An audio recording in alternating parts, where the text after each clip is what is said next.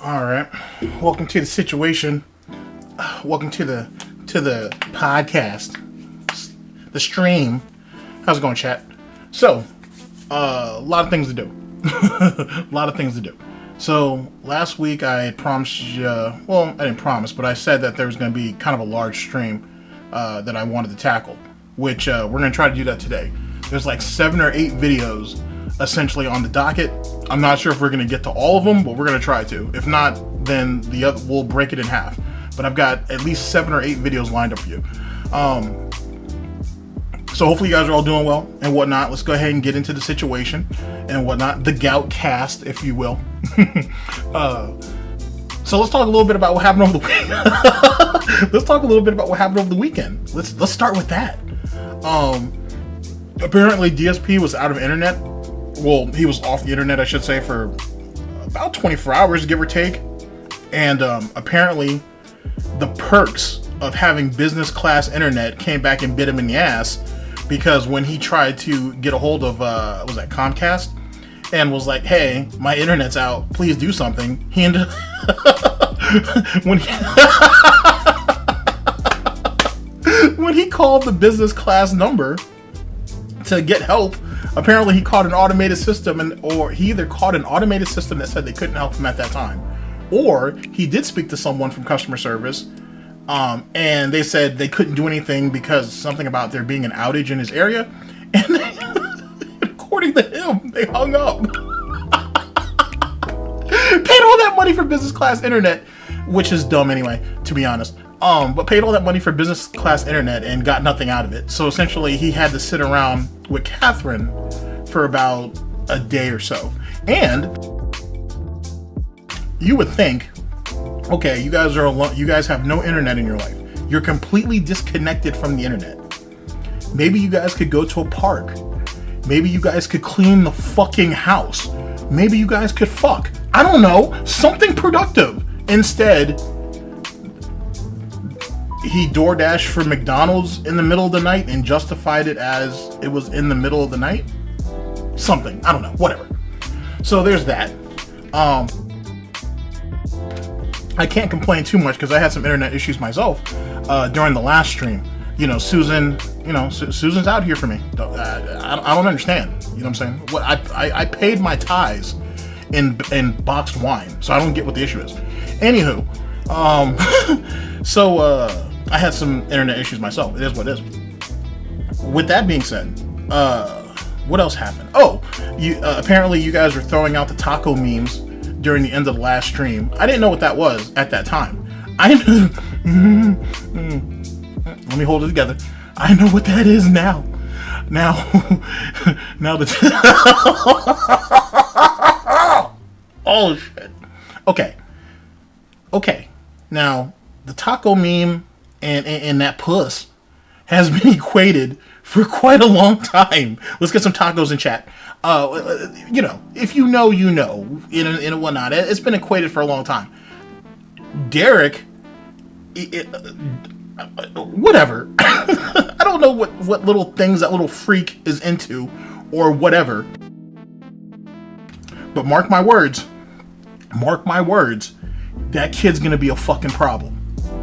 That kid is gonna be a fucking problem. And I ain't said it from the front, and everybody wanted to go ahead and give him, you know, digital birthday cards and do all this other bullshit or whatever, and that's fine. You know, no one wants to see the darker side of humanity, if you will, but that kid's gonna be a fucking mess in a couple of years.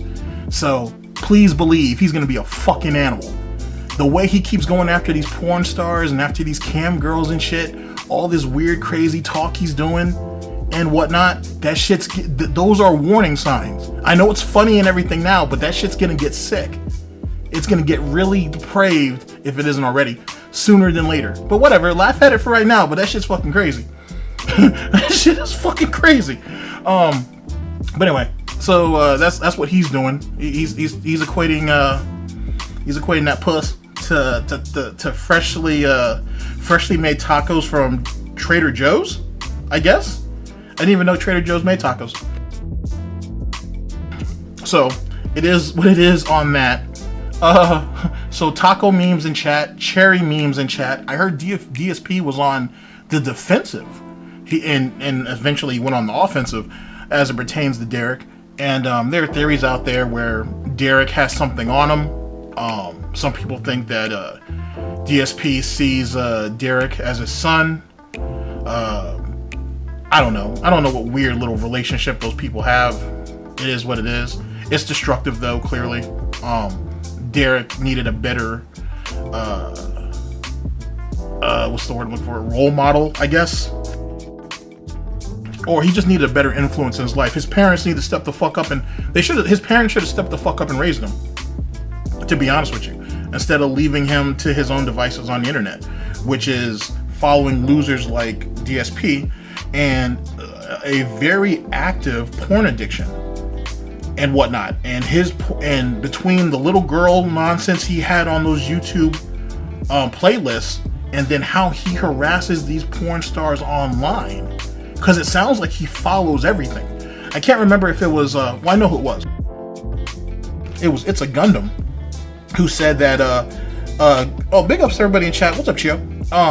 I can't remember who it's a Gundam. I can't remember where he said it, but I thought It's a Gundam had said him and someone else he was collaborating with had been kind of I wouldn't say following Derek, but they said he was a rabbit hole, and they said they found him in some depraved shit that turned into a fucking problem. So it is what it is. I don't even know if we're gonna know the levels of depravity that kid's in, but it's gonna be ugly.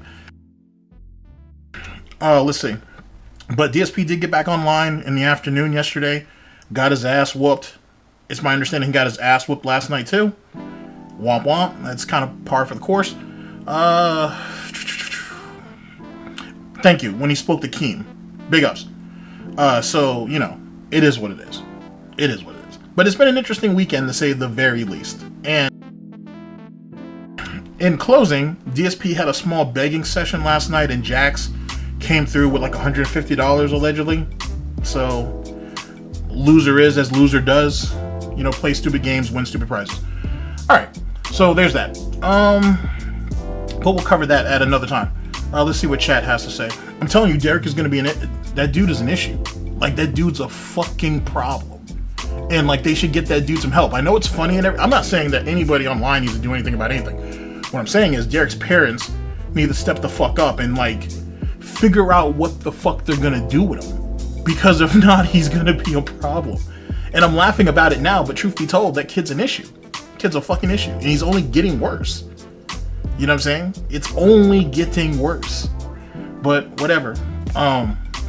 Especially after those YouTube playlists.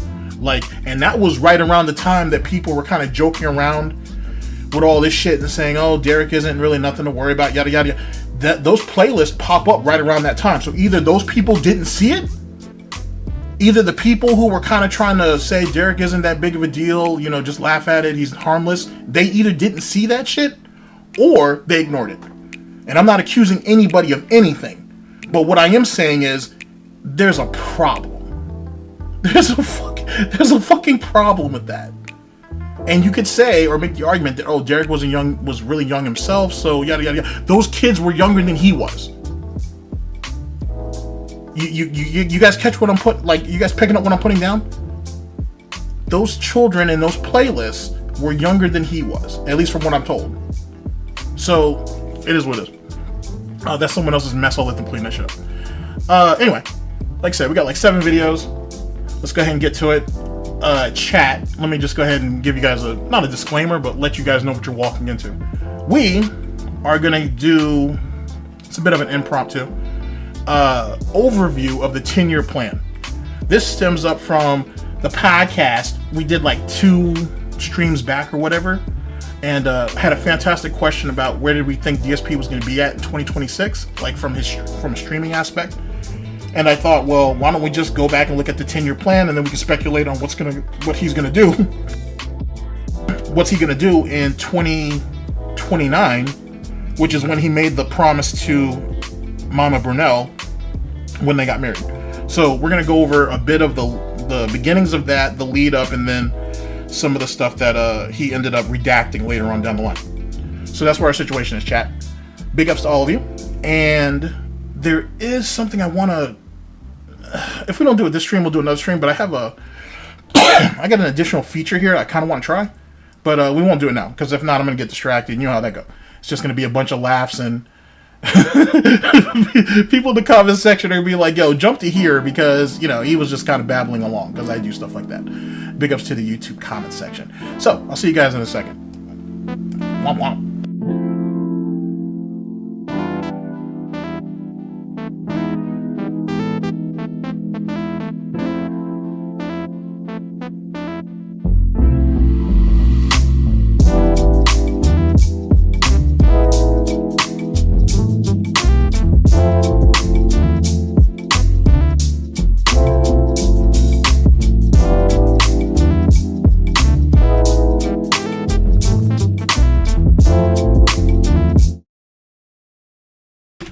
Okay, chat.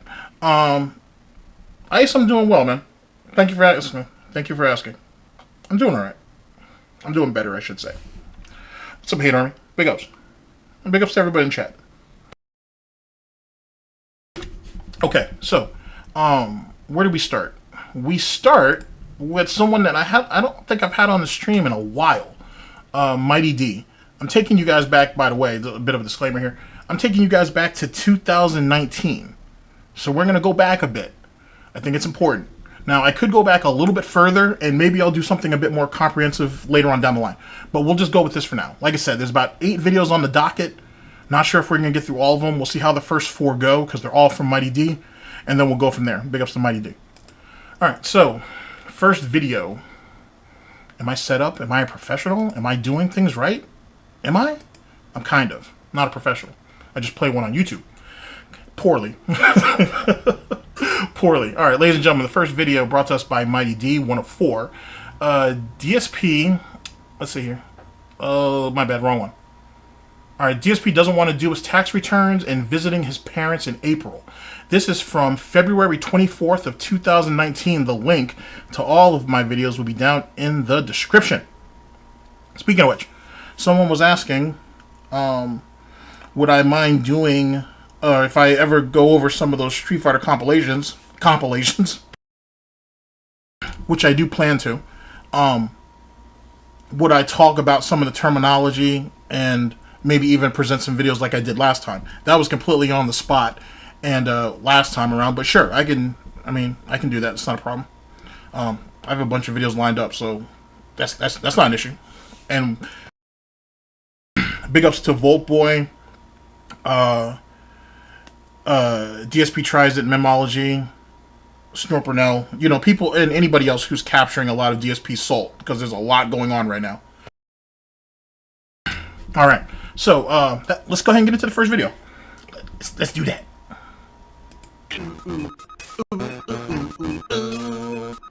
Alright, chat, you know the rules. If it's too loud or too low, too high, too low, let me know, and I will adjust accordingly. Here we go. Oh! Here's Phil to tell you more. Alrighty, everybody.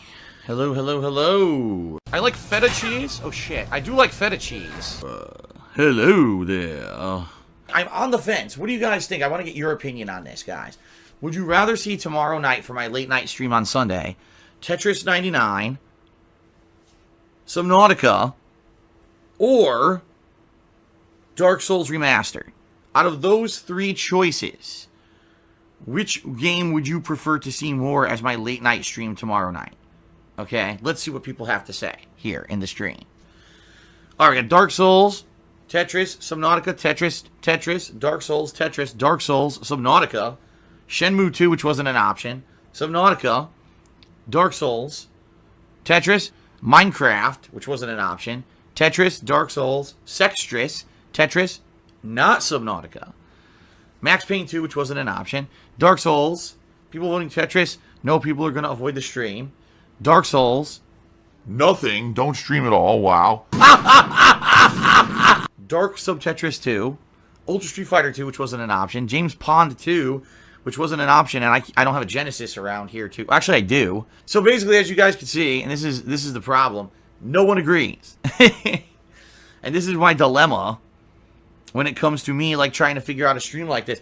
Okay, what do I play? I have no idea because no one agrees.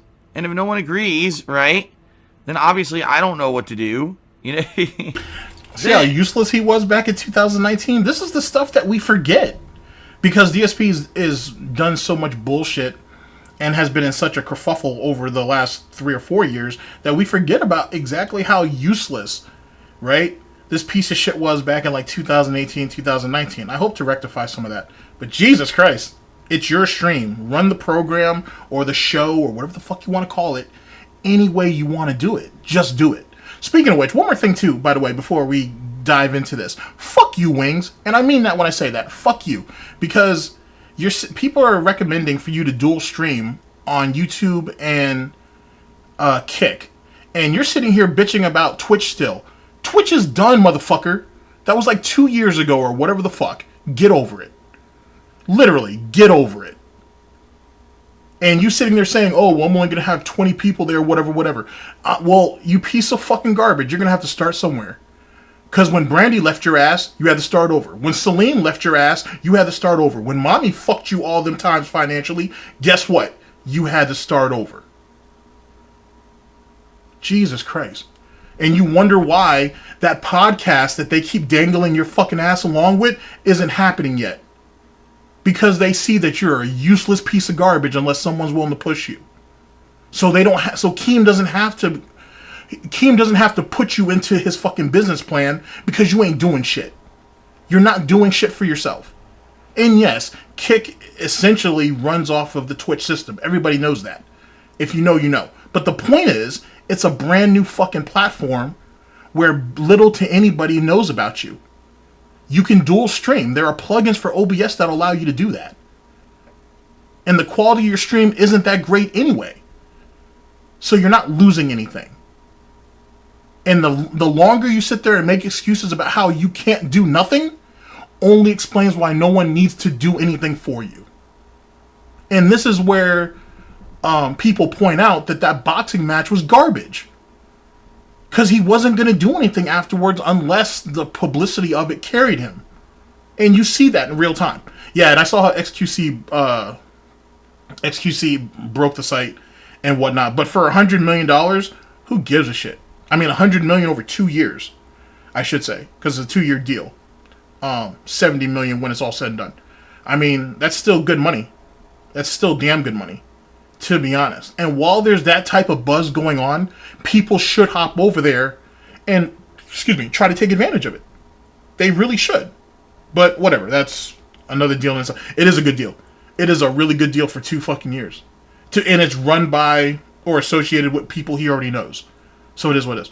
Alright, I just want to throw that out there. Fuck you, Wings. Here we go. On Monday, I am off, and I apologize to those who are, looking forward to streaming on Monday. It is what it is. I'm off because there's no... Okay, good. Okay, exactly. Fantastic point. If that's what the case is, then why the fuck isn't he out here trying to do the best he can to not only move, right? Or to sell the modular mansion or whatever the case may be, but have the money put aside so they're comfortable after the move. And that's the problem. He's only thinking about, okay, selling the modular mansion and that's it. Though his mother's going to take 75% of that shit anyway. Let's be honest. His mother's not going to let him walk away with the proceeds, or at least the full proceeds, of that sale. There's no way in hell she's going to let him do that. This woman fucked him over 3 times out that bitch. You really think she ain't going to go in for a 4th? Oh, gangster grandma gave you 2 fingers? Hey, Jordy, I'm going to give you 4. Matter of fact, I'm going to give you the whole fist. What, you think she's going to really let him go? And he's not going to pay his tithes to her? That woman has mastered the art of fucking over your worthless kids. She's not letting him walk. Not with the full proceeds. So, that's just my thoughts. In like the next week that Cat has off that, I can take off. So we have to, have time together when we can. Listen, I'm telling you, you getting on my last nerve. Yo, I ain't signed up for this. Yo, you said we was gonna be dancing. You said we was gonna be partying. You said we was gonna be doing what we do. You made promises, Daddy. Boo boo, look. You know what? Not only does that harken back, big ups to Mighty D for this. Not only does this harken back to Leanna, but this kind of harkens back to Kelly too. on Wings' side of it. That's kind of funny. There were promises made. Oh, I am going to be a better man. I am going to watch my weight. Oh, we are going to go out and do shit. And it didn't happen. Yeah, Amaranth's an animal. but she get it. She get it. At the end of the day, what years that she has, she's trying to make the best of it. And that's why you got Pokimane out here getting upset, talking about, oh, Twitch is, or Kick is just a ripoff of Twitch or whatever. Who cares? I don't even know why Pokimane's even mad about it, except for the fact that she's anchored her ship to Twitch. I mean, they made her, but she's a ruthless businesswoman. She's fucking ruthless. She's done... Matter of fact, let me save that. I'll save that for another stream. I can show you some shit on what Pokimane has done back in her past. She's done dirt. She has done dirt. And so she can't be upset at... She shouldn't be upset, I should say, at anybody who's making business moves in their lives. Because she's fucked over quite a bit of people to get to where she's at. Let's not have a conscience about this shit. It's America. It's eat or be eaten. So, at least from a business standpoint. And even then, you don't have to play it that way. But sadly, it usually turns into it. TVs, what do you expect from me? Actually, Goji, big ups to Goji. That's right. This does kind of harken back to Catherine, too. Truth be told. Tired. You tired? Yo, I'm tired. Plain and simple, I ain't having it. Now, it's my fault that you don't feel satisfied. Everything is my fault? Is that what you're saying? I'm not saying that. You don't look at me. You don't ever ask me how I am. You haven't looked at me in 10 years. I'm crazy, and everything is my fault, and my family is awful, and nothing at all is your fault. Because you rock, Joey. If a guy talked to me like that, I'd punch him in the face. Oh, you're such an asshole! So Monday is our That's day such a off DSP move. DSP would say that shit until one of us is actually sitting right in front of him. Then it's a completely different story. I don't want to resort to violence, but that's a great one too. Good shit. Tuesday I'm here, and I'm gonna check out this new game called Left Alive. Supposedly it's from the makers of Metal Gear Solid. Sadly, I've been hearing bad things about it now. Apparently, like, I didn't play it yet, but last night I put it on the schedule. I said I'm interested in trying out this game Left Alive, and people started saying, Phil, I don't know, man. We haven't been hearing good things about it. I'm like, what the hell? So you're telling me the makers of Metal Gear Solid didn't make a good game? That's ridiculous. How could you even say that? Oh, all right, I should stop joking now before already people get their fucking panties in a twist. I'm just joking, by the way. That's the core thing we need to focus on here today, guys. I didn't do anything wrong. Now, I got some, I guess you could call it bad news. I have to do my taxes this week. My tax information is due to my CPA, my accountant, by the end of this week. All right? And what that means... Now, I want you to really pay attention to this, right? Because this is at a time when DSP was getting in trouble, and CPA and an accountant were in play. Now, DSP don't say that nonsense no more, but there was two people that he had working for Brunel Industries, helping him out with his tax issues. Please pay attention to that at around this time period. It'll be important later, maybe. Is that sadly and really annoyingly, I have to sit down and I have to do a ridiculous ton of work on my taxes this week. In particular, the toughest part about doing taxes when you're self-employed is getting all of your goddamn expenses together. It's really annoying, okay, to do that. And yeah, doing your taxes is bad news if you're having a hard time figuring out how you're going to fuck the government out of their money. Then yeah, it's going to be a bit of a problem. It's going to be a bit of an issue. If you're playing it straight and narrow, then it's easy peasy lemon squeezy. But if you're trying to get over, if you're trying to write off shit that you know that you shouldn't be writing off, and whatever other con games that you might be into, unless you're very well organized and you're disciplined, you're gonna have a problem. I know that it's going to be a major pain in the butt. It's going to take a lot of time. All right, and as much as I would love to stream and just say screw it, I have to do it. It's beneficial to me to get all my expenses in line, so that way the tax write-offs and everything can be appropriate. So that being said, yeah, I will be doing my taxes, as annoying as that is. Okay, so that's going to be Tuesday night, and so I'm not going to be streaming a late night stream on Tuesday night. Okay, I'm just not. Paul, yeah, it is. It does sound like he's speaking in the current day because he still talks like this. And to Richard, yeah, he's definitely writing off his DoorDash. I don't know how he's doing it. Like, I don't know if he's definitely writing it off as a business expense, but I'm not sure if it's like because of company functions or plans or whatever. Because I know people who do that. I know people who write off DoorDash on their fucking taxes and shit. And I can't remember how it was explained to me. But it does work. Employee meals. Thank you. I think they do write off his employee/business meals. Thank you. The big ups to both of you guys for who brought that up. But he's definitely doing that.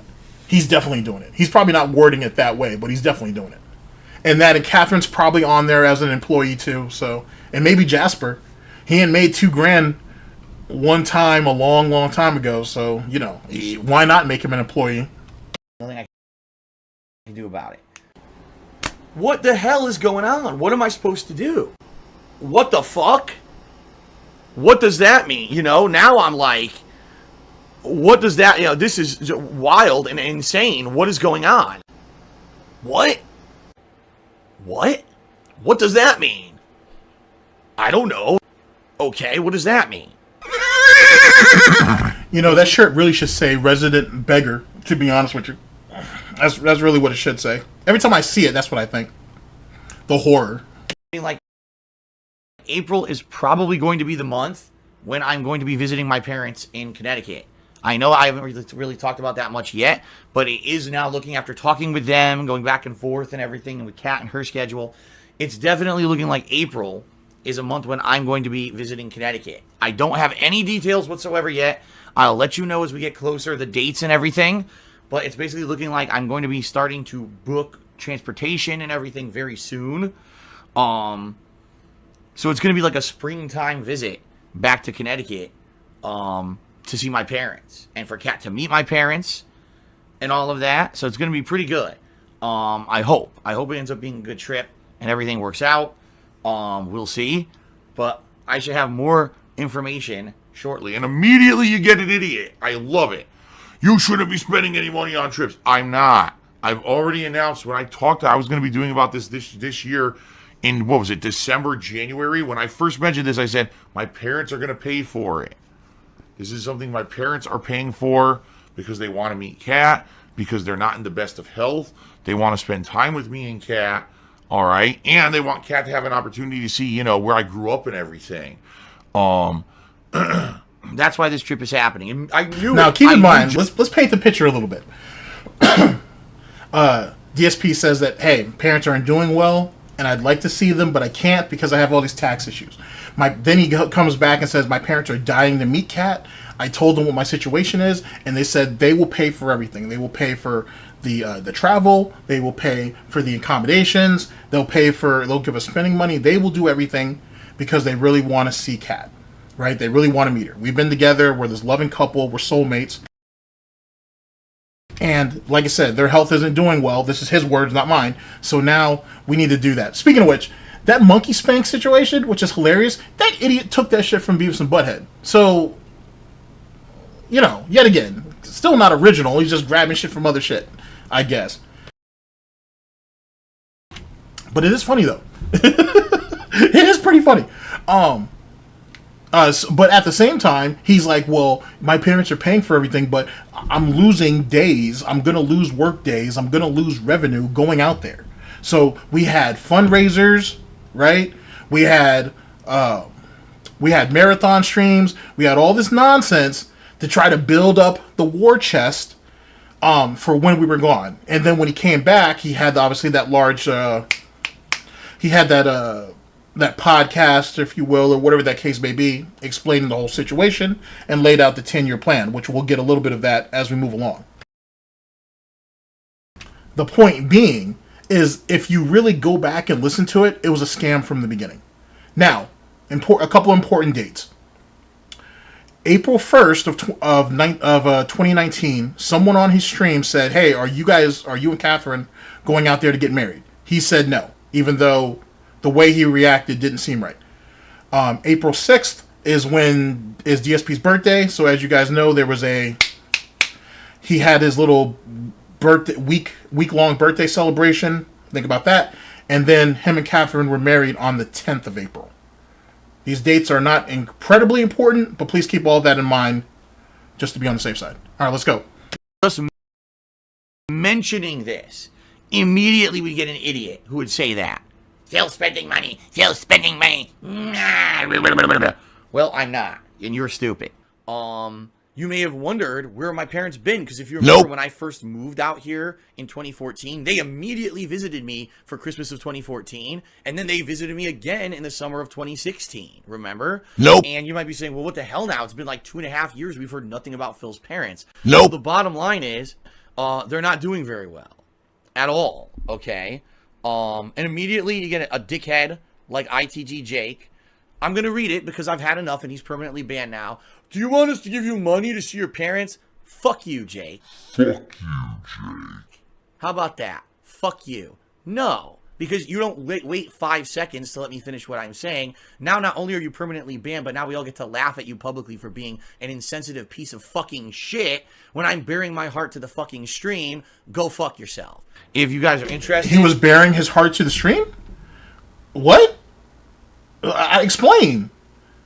Explain. Especially since he, as I said, he had those marathons, he had those fundraisers to get the money up so he could kind of compensate for when he was gone. And then keep in mind, ladies and gentlemen, when they were on the plane flight over there, we had to get our mobile our internet access through mobile on the plane so we could play WWE Champions or whatever.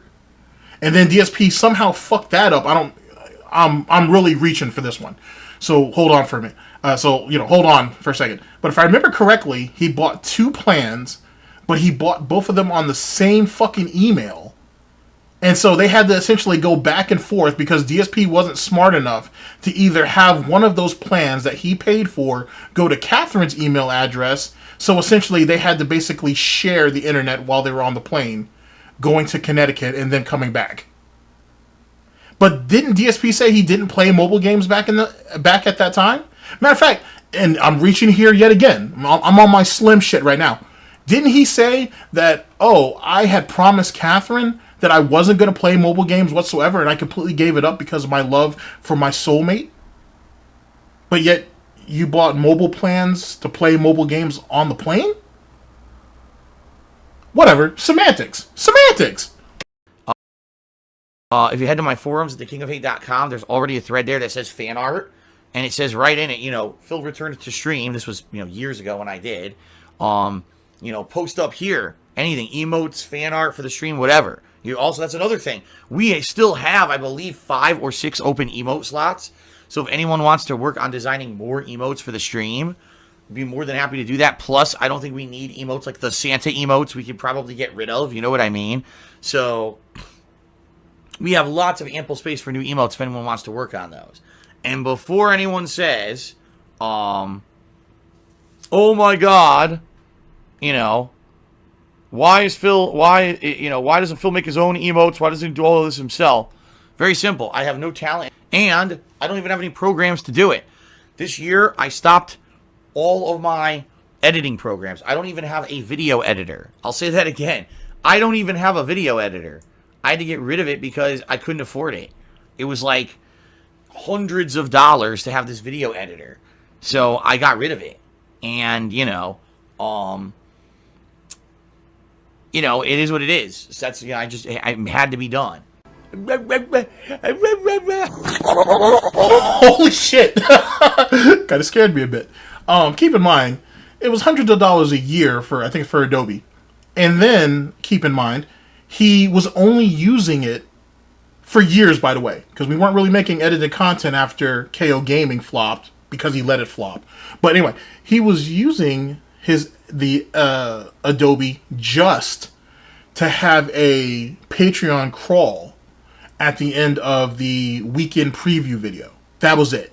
In which you could do that on any free software or editing software even back then. And more importantly, he could have done that in OBS.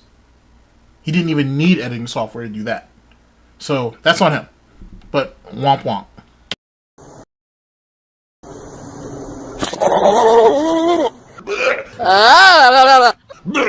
See, maybe if he was doing that with Panda and Catherine, maybe they both would have been happier people. I don't know. Whatever. It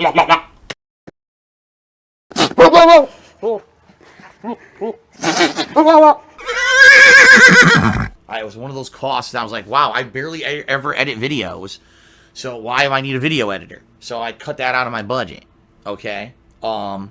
Rick Grimes Dimes tipped me $1 and said, apparently Microsoft are planning on bringing Xbox Game Pass to Nintendo Switch. What's your thoughts on this? Great.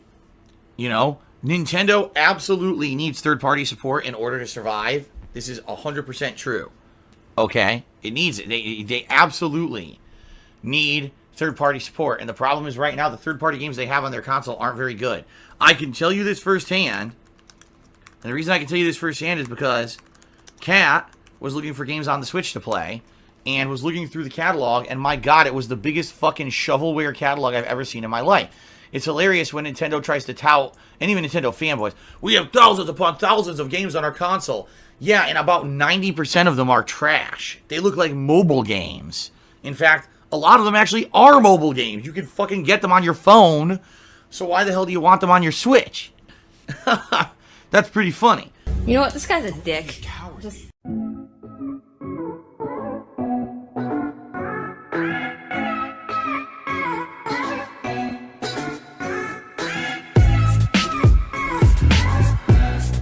All right. Big ups to Mighty D. Like I said, we're going to go right into the second one. Speaking of which, now that I think about it, chat, I'm not sure if you guys know this, but there is somebody else on Twitter, a VTuber, I think, who was going over some of DSP's nonsense. The point is, there's like 2 more videos out there, or tweets out there that are going viral that are making Phil look like an absolute idiot. And more importantly, the age-old question of, is it all an act? Or is DSP really this incompetent and this much of a dent? I don't. It's amazing how much humanity is still out there. It really is. But once you get into the vortex, once you get into the abyss, at least for some people, you know better.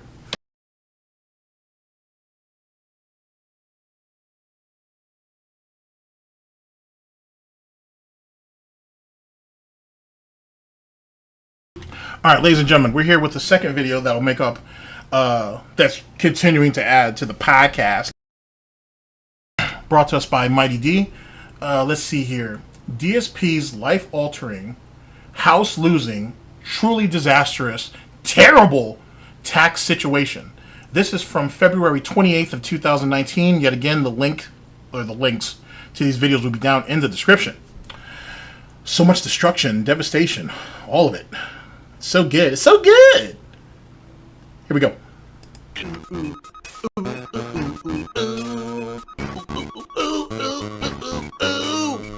Oh! Here's Phil to Jerk off on stream. Oh. No, it's not an act. And here's the thing, right? It would truly be brilliant, right? It would truly be brilliant if it was. But it's not. Nobody can keep something like this up for this long. First off. Secondly, if it was all an act, you would be able to profit off of it. You know what I'm saying? DSP is not treading water. He's not floating. You know what I'm saying? His snout is literally the only thing. The 2 holes are the only thing above water. And that's essentially it. If this was all an act, all this elaborate genius type bullshit, he would be able to profit off of this thing 10, 20, 100 full. Every little thing that's out there on him, he would have a piece of. He'd have his hoofs on. And he don't.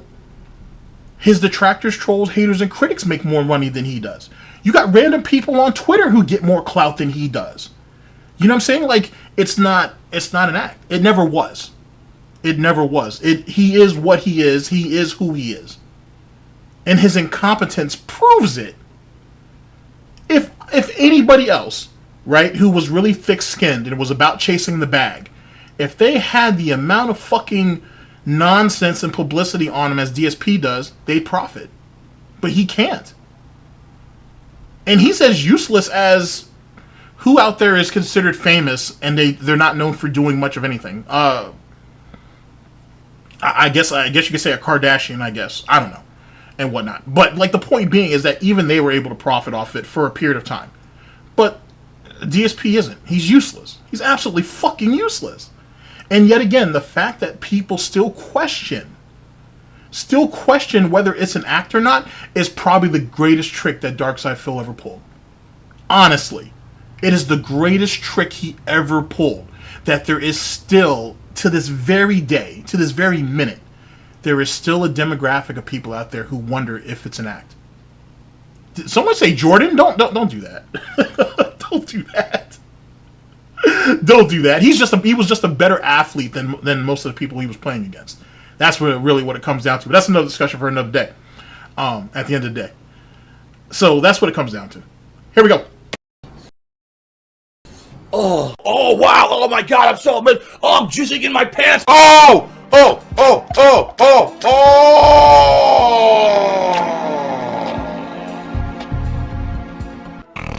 Oh, the camera's on.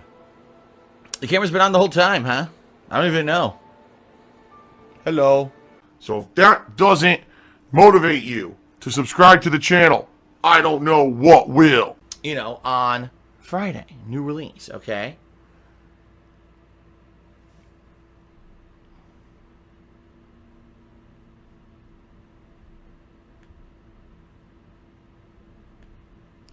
We got a bunch of annoying trolls today, by the way. So I do apologize to everyone. You know, these fucking trolls. And, of course, they're cheering to try to get attention from everyone when it's just a bunch of assholes trying to derail the stream. Holy apologies for that. And also apologies, my nose is like, bad today. I was sneezing earlier. And whenever I sneeze, it screws up my sinuses. So my sinuses are all messed up today, so I don't sound great. I sound a little congested here or whatever. Ugh, annoying, right? What? What the hell is going on? What am I supposed to do? What the fuck? What does that mean? You know, now I'm like, what does that, you know, this is wild and insane. What is going on? Okay. What? What does that mean? I don't know. You know what's funny? Looking at it now. The subtle swaying back and forth, side to side, even the little bit of circular motions. It's funny how I maybe subconsciously I ignored a lot of it back in the day, but now it's so pronounced to me now. It really is. Like for whatever reason, I'm hyper vigilant for stuff like that now, and I wasn't, you know, back in the day. It's kind of funny when you think about it. Huh? Huh? Okay, what does that mean? Moving on. I have an update for everyone, because last night, I did not do a live stream.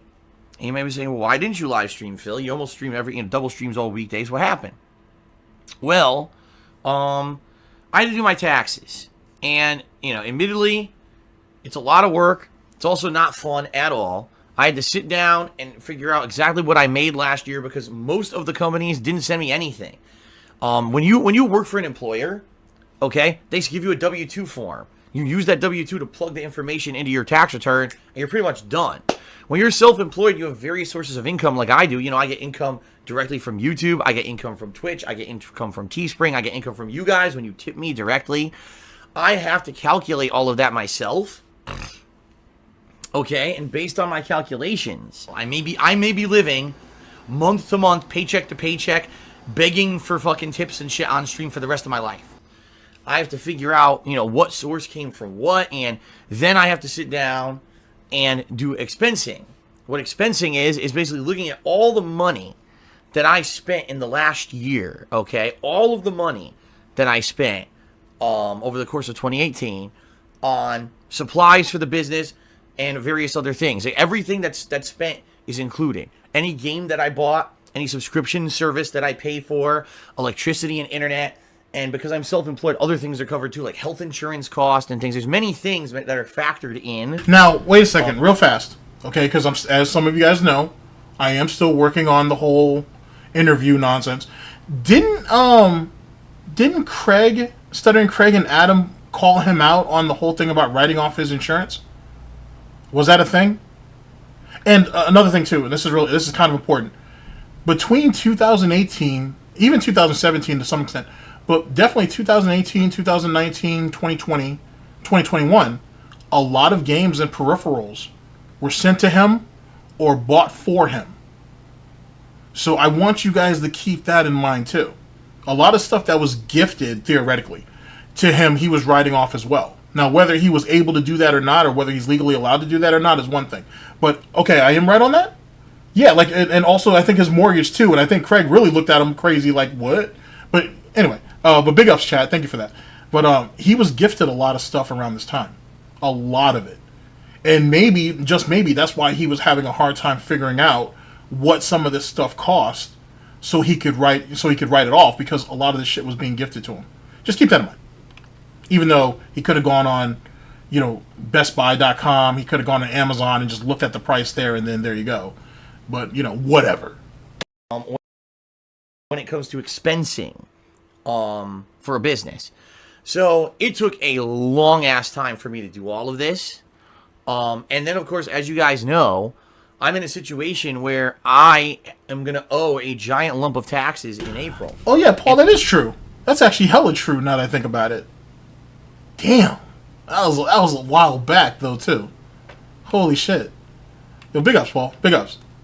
So I basically had to write out this big explanation of everything that happened to me over the last year, including things such as all of my credit cards doubling their minimum payments, screwing me over when it came to free money. Big up, Mess Bear. That makes a lot of sense. That does make a lot of sense now. And see, so he's scumming up the system any way he sees fit. He's in every little crack, every little crevice, getting whatever he can. Holy shit. I usually would use to pay my taxes. The fact that last year I lost my partnership with Curse. Yeah, credit ain't free, but DSP still figures out a way to fuck it up. We'll see what happens with the next bankruptcy. We'll see how that plays out for him. Because of trolling activities, I went to go solo with YouTube, and I lost a month of ad revenue on YouTube because YouTube screwed up DSP Gaming and made it unable to be monetized for a fucking month, which was terrible. Now that I have ads back, they barely make any money. Like, all this stuff negatively affected me last year. And, I basically had to explain my situation, because what's going to end up happening is, if I'm not able to pay all my taxes in April, there's going to have to be a justification to the government of why I couldn't. And then they're going to make a decision on how to proceed. You know what I mean? Speaking of which, I had to do big ups Ravens Dolphin for the Street Fighter ID, the Capcom ID video that you did and whatnot. Like, I mean, I follow other channels and whatnot, so they've been doing that for a while. Like, that's how low tier. That's one of the reasons why low tier guy got caught up. That's why he blocks everything out now. But big ups on that video though, because I was surprised that a lot of people didn't know how that worked. So big ups to Raven on that. All this, I had to write up all this shit for my CPA. It was a ton of work. It was a nightmare. Like, I was in this office from 6:30 p.m. until midnight. Kat came home from work, and I was still in here. She says, "My God, you're still here?" I was like, yeah, I'm trying to get this done in one sitting, so that way I can stream for the rest of the week, and I don't have to fucking worry about this. It was a major pain in the ass. All right, it was. And, it was very frustrating and very stressful. All right, guys. Now, in reality, MC2. Yeah, that's actually a fair point, being that Timbo has like 3 successful. It's hard to believe. I would say that's successful, but he has like 2 or 3 successful bankruptcies under his belt. So the thing is, if DSP just if DSP just if he had just corporatized his business, he could have literally put all of that onto the business side of it. An LLC is what I was actually thinking of. If he had just put everything in the LLC years ago, he'd have been fine. Because then the LLC takes the hit. And then he would have argued the exact same shit, it just slightly different, and he could have still walked away and still had everything, essentially. And just even, excuse me, and he probably would have gotten business credit even quicker, or he would have gotten it back even quicker. But who's to say? I mean, who's to say? But he's an idiot. He's a fucking idiot. It was a business when it was convenient. But when you have to do all of the other work and all the other nonsense that entails, then all of a sudden, oh, no, I'm an independent, proprietor, or, oh, it's not even really a business. It's not registered. DSP Gaming's not registered anywhere as a business. That nonsense. That absolute fucking nonsense. The situation is this, all right? I don't know what I'm going to owe the government. I'm going to find out sooner rather than later because I explained the situation to my CPA, and I think that maybe he'll even get me the information sometime in March, which would be great. And that being said, once I know what I owe, I at least can make an effort to try to help raise some of that on streams. I think once we kind of know what the situation is, for example, when I do that special marathon event in March to raise tips for this, hopefully some people would be motivated to help. And we'll see. We'll see. Because, it is what it is, and I can only do so much, I don't know realistically what I'm actually going to owe until these calculations are done, okay? So we'll find out. And then we'll go from there, all right? But basically, give me monies. The only way that the only way that he gets a brick and mortar is if he can get his parents to put the money up for it. And the only way that's happening is if they put their house up and whatnot, and that's definitely not going to happen. But it would be amazing to watch him tank a brick and mortar. It would be fucking amazing. It would be fucking amazing. I would almost be willing to go out my way to go out to Seattle just to try it. I would be almost willing to do that. Because I know Proper would be down. I know James the Lesser would be down. And, I'd be almost willing to try that shit just because. Just because. And then I would sit there and be like... Then I would reach out to, the Wings community and be like, yo... I need some of those Yelp reviews, on deck. And then I would probably even try to reach out to some of the guys from the Boglum community, King Cobra, and see if I could get them to help me out with that shit, too. And whatnot, and get that on deck. And tank that bitch. Holy shit. Because I'm so petty. But just to see it. I want to, when you walk into a restaurant or store or a deli, the first thing you see, or the first thing that you really encounter, even before you really see it, before your brain processes it, is what it smells like. And I don't even want to even go into description on how I think that place would smell after a week or two, or even a month. So, it's just a thought.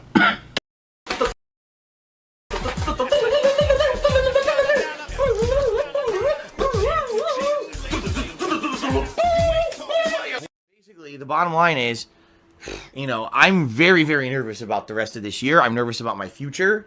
Not my future as a streamer, because this is my job and I'm going to keep doing it. It's the most money I've ever made doing anything. But, with these taxes looming, I don't know what's going to happen. Is the IRS going to tell me, well, I got to put a lien on your house? And if that's the case, go fuck yourself. Good luck trying to refinance the house with a lien on it from the government. Most banks wouldn't even touch that. And, the refinance is something that I've wanted to do for years to get me out of the situation. Pay off all these fucking credit cards and get to a better... And see, this is what I bring up to people. The plan is twofold as it pertains to how DSP thinks he's going to get himself out financially. I'm going to bring it back just slightly, but for me it's not just slightly. And we'll see where we get. That either A, his parents pass away, or B, he has enough equity in his home where he could pull from it. He's not there on either front, thank God. So he's constantly just treading water. And even after the bankruptcy, he almost carries himself as if he's still carrying that weight from all the debt, even though all of that shit's been discharged. It's really fucking amazing when you think about it. You know what I'm saying? You get you get what, $130,000, $140,000 wiped off the board, and you still running around out here like a bum? Holy shit. Get me out of the situation. Pay off all these fucking credit cards. Oh, and that's actually a fair point. The first thing you do when you walk into his brick and mortar is hop over the rat poison, or the ant poison, probably rat poison too, and possibly Jasper's, I don't want to say his corpse, because I'm hoping he'd still be alive at that point. But you never know. You never know. It's like I said, we need to pull Agent Jasper out, but he's in there for the long haul. It's scary, but he deserves our respect. I'll throw some coffees in chat. Get to a better credit rating and everything. It would help me tremendously, but I couldn't do it last year. I didn't qualify, you know. Are they going to try to put me into a payment plan to slowly repay these taxes that I owe for years? Problem being, as you guys know, it's not a business.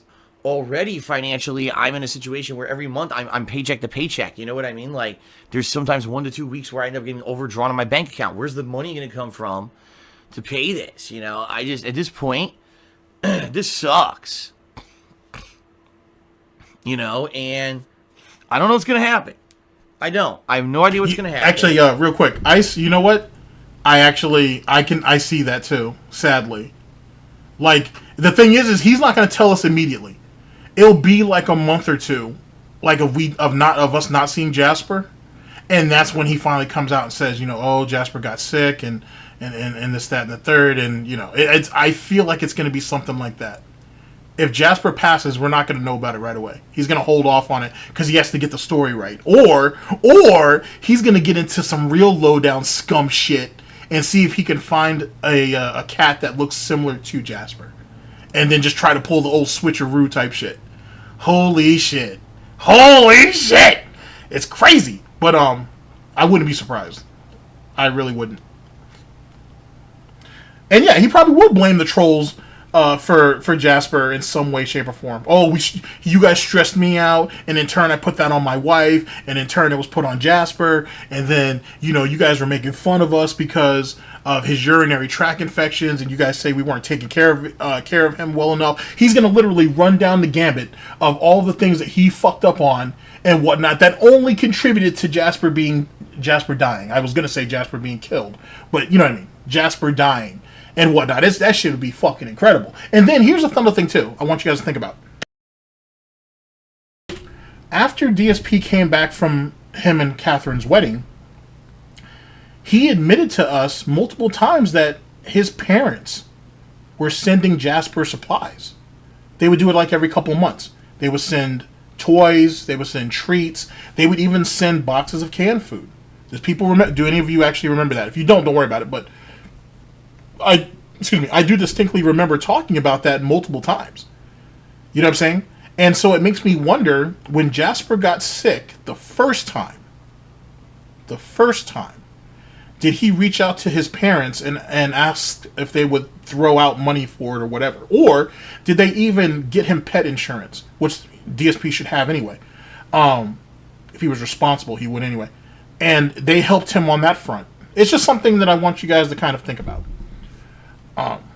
Exactly. That's the point that I'm trying to make. Why does he need weekly supplies when at one time or another his mother was sending, his parents were sending him supplies and food and all this stuff in bulk? You know what I'm saying? So unless they were overfeeding Jasper, or he's lying about the weekly deliveries, or the weekly shopping trips, I should say, then there's a bit of a disconnect. But see, there's a problem too, because when you go and look at the bank leaks, you do see the PetSmart or Petco, wherever he was shopping at, you do see some of those transactions there. Big ups to Declan. So you do see a lot of that there. Just something to think about. It sucks that it really does suck that this is the situation I'm in. I mean, worst case scenario, I may have to sell my house, and this is not an exaggeration. You know, I'm basically now back to square one. You know, two years ago, I had the state tax situation. I somehow got my way through it, and now I'm in the... that makes a lot of sense. You should be able to only buy pet food, like, you should be able to buy pet food and it should be good for a month or so. But keep in mind, DSP is the type of idiot who would go out and buy fresh fruits and vegetables and then throw them away a week later so he could go out and buy more. Which, interestingly enough, Chantel and Amberlynn Reed do that too. They buy fresh fruits and vegetables each and every week, and whatever they don't use, they buy fresh fruits and vegetables every week. Whatever they don't use by the end of the week, they just toss. I caught that recently. I can't remember who I was watching. It might have been Karina Kaboom, big ups, or Orange Queen. and maybe Destiny has said it too on one of her live streams. Whatever. But the point being is that they do that exact same thing as well. So just keep that in mind. And then DSP is the type of idiot that, and he's told us this, he'll buy fresh fruit and vegetables, bring them home, wash them, cut them, put them in containers, and then put them in the refrigerator. Why are you cutting fruits and vegetables that you're not using? Why would you do that? Like, the clock is ticking the moment you buy it, but the moment you cut it and you start doing things to it, you've already sped the clock up. But whatever. Semantics. Federal tax situation, because the state tax situation fucked me over so bad that now the federal tax situation has taken its place. And I don't know what's going to happen. I don't want to lose my home. You know, I've lived here for almost 5 years. Holy The office setup that I have is awesome. You guys love the quality of the streams that I put out. I love putting out the quality of the streams that I put out on a daily basis. You know, Kat and I have now lived here together for a year. We have a beautiful life here together. And, you know, we've really worked hard to make this house our own. I'm sure there's a lot of people who have a lot of names for that, to be honest. And why does he buy fresh food all the time? He likes the prestige of it. It makes him feel important. It makes him feel special. It kind of is the same reason why he likes to be catered to, or he likes to be served instead of cooking at home. You know what I'm saying? It makes him feel like he's succeeded in some way, shape, or form. He looks at cooking at home as like peasantry type shit, to be honest. That's the reason why he never helped Panda cook. And it's probably the reason why he's never helped Cat cook either, if I had to guess. Bit nice and clean and everything. And, you know, it just sucks that now, because of all the shitty circumstances, people constantly fucking with me and all this stuff going on, that I may lose my house. I don't want to, you know. It is what it is, I guess. Okay? Once I know what's going on, I will let you guys know. I don't want to harp on this and talk about it every day. I just don't. He's a filthy, dirty liar. It's just that right now it's very much in my mind because I did my taxes last night, and it was hard last night to even relax and get sleep and everything, because who knows what's going to happen. By the end of this year, I may have my house on the market and or already have it in the process of being sold.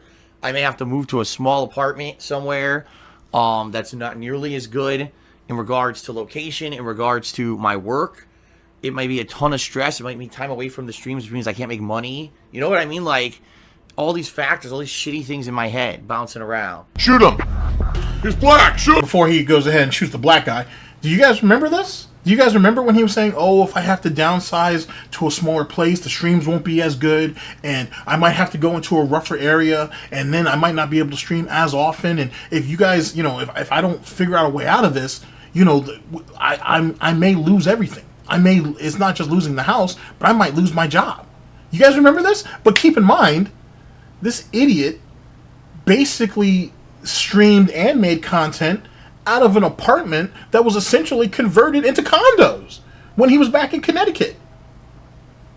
But, oh, Lord knows that he would have to be humbled, as someone has pointed out, how he would have to be humbled and go back to the peasantry of going back to the lonely apartment, right? And have to work his way back up. You know what I'm saying? He's already made it. You know what I'm saying? Like the Jeffersons and shit, only the Gowdy version. He's already moved all the way up to the east side, and now he got to come back to the west. Now he got to come back and deal with the bullshit because he ain't failed, he ain't fucked up, and now he got to start from the bottom. So, you know, it really, it's a telling aspect on how he looks at society and he looks at people in society. So when you have people who try to defend DSP and say, oh, well, DSP's not racist, he's just bad at jokes, or whatever other lame excuse people want to make for him, really think about what he says and how he says it. Just think about that. He's overt with it when he wants to be, but he's very covert when essentially the rest of the time when he needs to be. It's not edgy bullshit, it's just how he feels. But whatever. Semantics.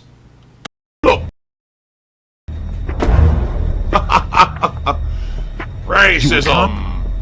And keep in mind also, and this is the really important part, if DSP was to lose his house, it wouldn't be because he's not making enough. It's because he wouldn't curb his spending. That's his real problem. He wants to live the way he wants to live and have the big house or condo or townhouse or whatever the fuck you want to call it. If he would cut back on his spending and spend only what he needed, right? If we actually made a budget, you know, like adults do, then it could be different. But see, he don't want to do that. Jordy Wings doesn't want to do that. They need more money to come in, and that's what's going to fix the problem, instead of dealing with what the problem is right in front of them. Keep that in mind. It's what happens when motherfuckers try to ice skate uphill. It sucks. It does suck.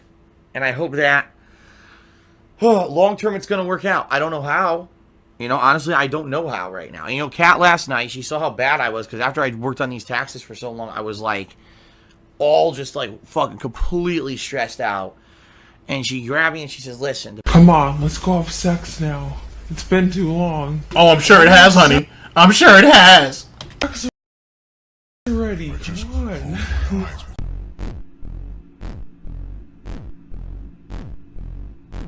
You know, Kat has a way of kind of leveling me when I'm all worked up about stuff. And, you know, that's what I hear Panda had a way of trying to level you out too. I don't know if you just busted too early. I don't know if her head game wasn't on point at that time. I don't know. But, you know, I heard that she tried to take steps to try to level you out too, and you weren't very receptive to it. That's just what I heard. Guys, every day here I'm going to do fun gameplay streams for you. I'm going to try not to mention, you know, the stuff going on until I have more information. Then again, chat, looking at what Officer Sanders did in that one movie, I don't even want to think about it. And or, you know, it's going to affect us on the streams. Filthy, dirty, dirty, filthy, dirty, filthy, dirty, filthy liar. Now, with all the stuff going on with me, guys, all the real stuff going on with me, all right, and you know how stressed I am. I just kind of explained everything to you guys. We got people coming in and trolling me, you know, and it's like, that's so fucked up. Like, here's someone who is in a situation, you know, this could be a real life-changing event that's a negative one for me this year. It could be a situation where, you know, it's going to be incredible amounts of stress and suffering and aggravation and sadness because of this shit going on. Let's go troll this guy, right? Fuck you. So to the couple of fucked up people who came in here, you know, trolling with shears and shit, fuck you. Seriously. Fuck you too. But now that I think about it, chat, didn't he recently say, I think when he was defending Derek, that, people are no, it was during one of the, because Proper was on stream with another guy. I can't think of that person's name at the moment. No disrespect. I just can't think of the guy's name at the moment. But Proper did a joint stream with someone. It was him, I think Piece of Peace, but I don't remember hearing Piece of Peace on that. And there was another guy who was actually hosting it. And DSP was bitching and complaining about how this Smash controller compilation was fine. It was great. It wasn't. It's just been so many years that it was okay at that point. But he said, over the years, things got worse. People use personal stuff were using personal events in my life that has nothing to do with my streams. And they were, you know, they were essentially isolating that, and they were using that to try to hurt me and people in my lives, this, that, and the third. You fucking idiot. People wouldn't focus on that stuff if you didn't put it out there. The very information that you put out there is what people used. So what the fuck are you mad about? Like, what exactly are you pissed off about?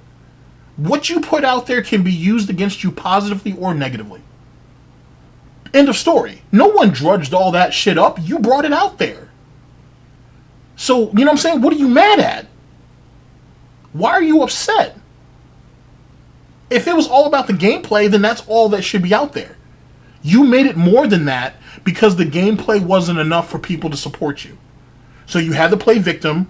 You sat there and rolled over and took whatever sympathy that you could get, and people cut your ass the fuck open. What exactly are you upset about? This is what you asked for. The moment you play victim, you open yourself up to everything that comes with. Womp womp. I always come to your house on your worst possible day, you know. Your dog died, you flunked out of fucking medical school, and, you know, you crashed your car on the way home. So now I come by to tell you you're fat. Like, you're an asshole. Seriously, like, fucked up people, man. So, fuck them. Anyway, let's continue. Baby Man Gaming, no, I'm not addressing any drama. I already explained this yesterday. You were not on stream yesterday. I'm not addressing any fucking drama in regards to anything that happened on my day off. I swear to God, these people do this on my day off on purpose to try to ruin it, and I didn't. Instead, when I had my day off on Monday, I completely ignored all the nonsense drama on the internet. I came back yesterday and everything was fine. I came back yesterday, I was like, wow, this worked out perfectly. I ignored a bunch of idiots all over the fucking internet and people who are drama queens and attention hounds trying to get, fucking cheap clicks and views for themselves. I completely ignored their fucking dumbass nonsense, and I came back and I'm fine. Nothing. In reality, nothing happened. In reality, it was all a bunch of dumb fucks, talking out of their buttholes, and now I can just move on positively and keep doing my streams and having fun. And that's how I'm going to approach it from now on. Why address the nonsense from these fucking brainless idiots when I could just go ahead normally and just do my own stuff? And that's what I'm going to do. So we're ignoring any drama. We're not bringing it up.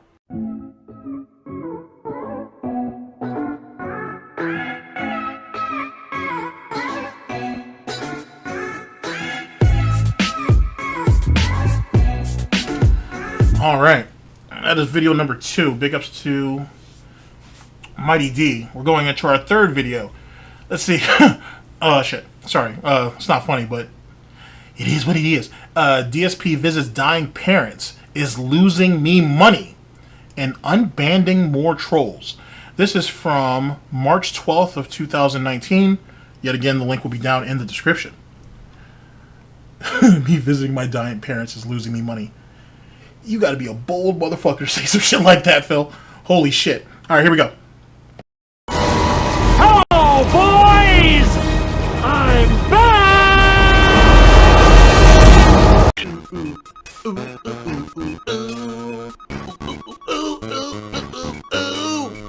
Oh! Here's Phil to tell you more.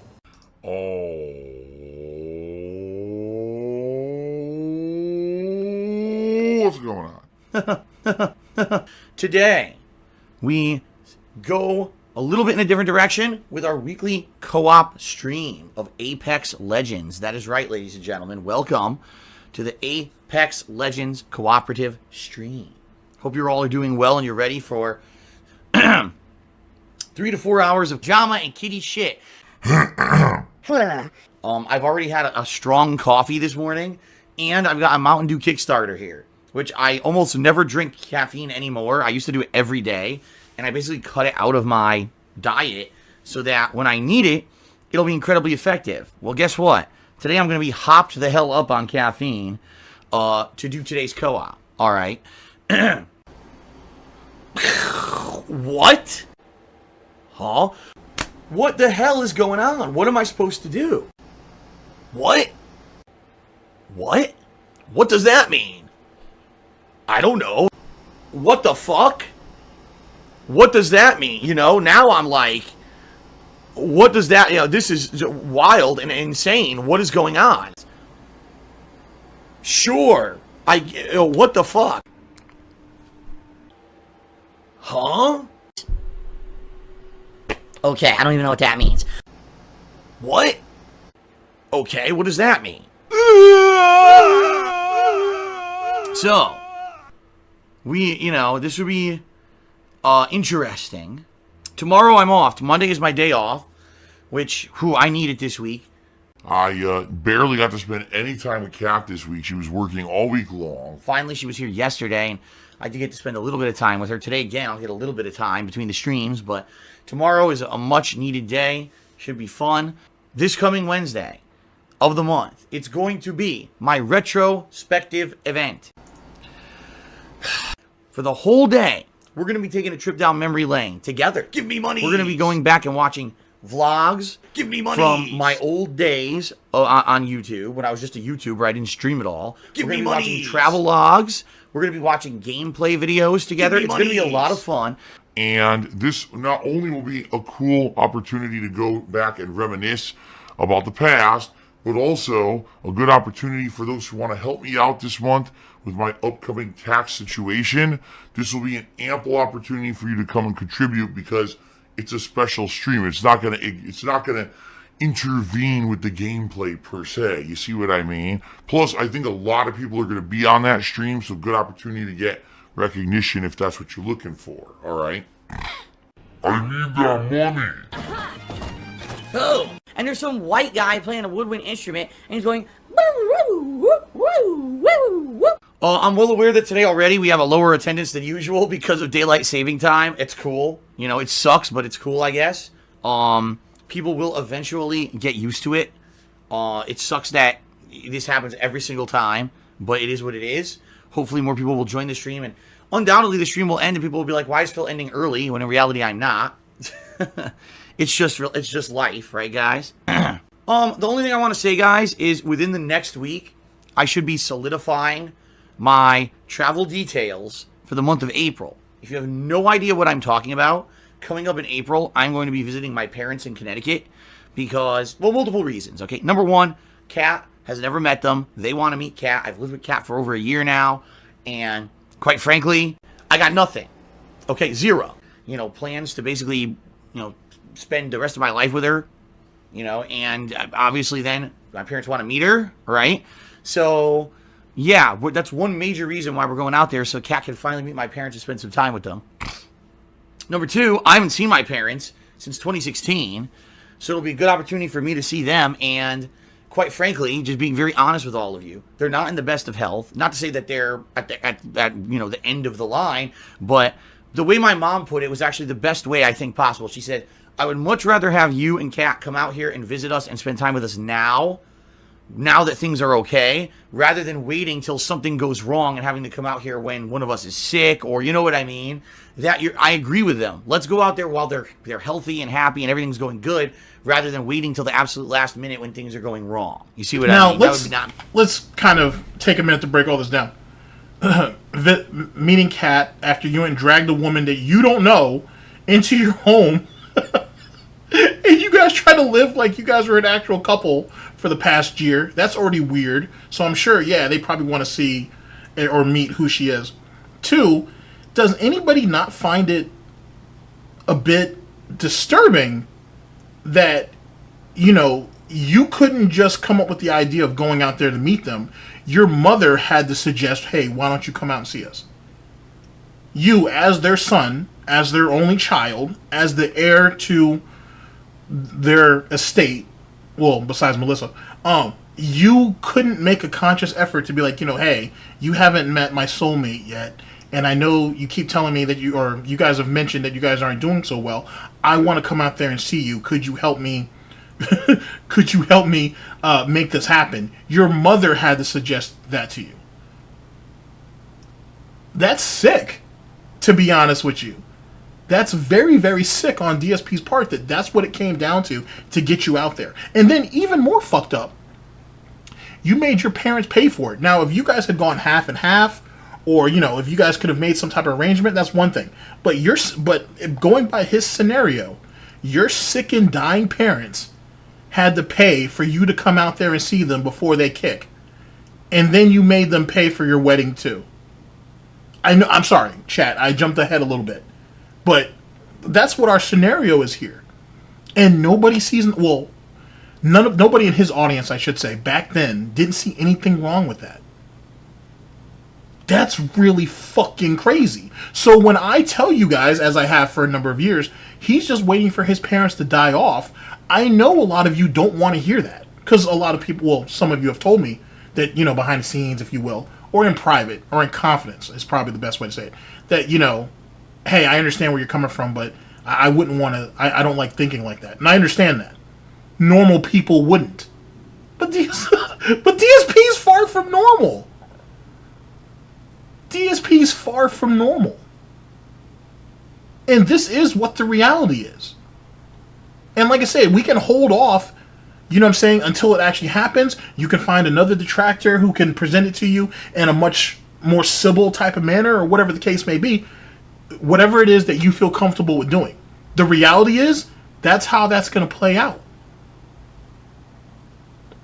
It is what it is. And I understand that people want to try to hold the humanity aspect out there and hope that when DSP is put into that position, he's going to do the right thing. He hasn't done it yet. DSP has not once presented you a situation where he's done the right thing. Why do you think he would start now? And as a lolcow, Wings had a perfect opportunity to try to do the right fucking thing. To arguably the only woman who ever loved and cared for him. Gangster Grandma. And you saw what happened there. This is the reality, ladies and gentlemen, of what you guys are fucking dealing with. If you don't like how I present it, I understand, because I'm very blunt about that shit. Trust me, I'm sure there's another detractor out there who's willing to sugarcoat it for you. But I can't do that because that's not what's being shown to me. I'm giving it to you raw because that's essentially how this is going to play out. And you're going to just be even more angry when it actually happens. Just something to throw out there. Like, this isn't everybody's cup of tea, and I understand that. Trust me, there are better content creators out there. There really are. I promise you. But this is what it is. Raw. Be good.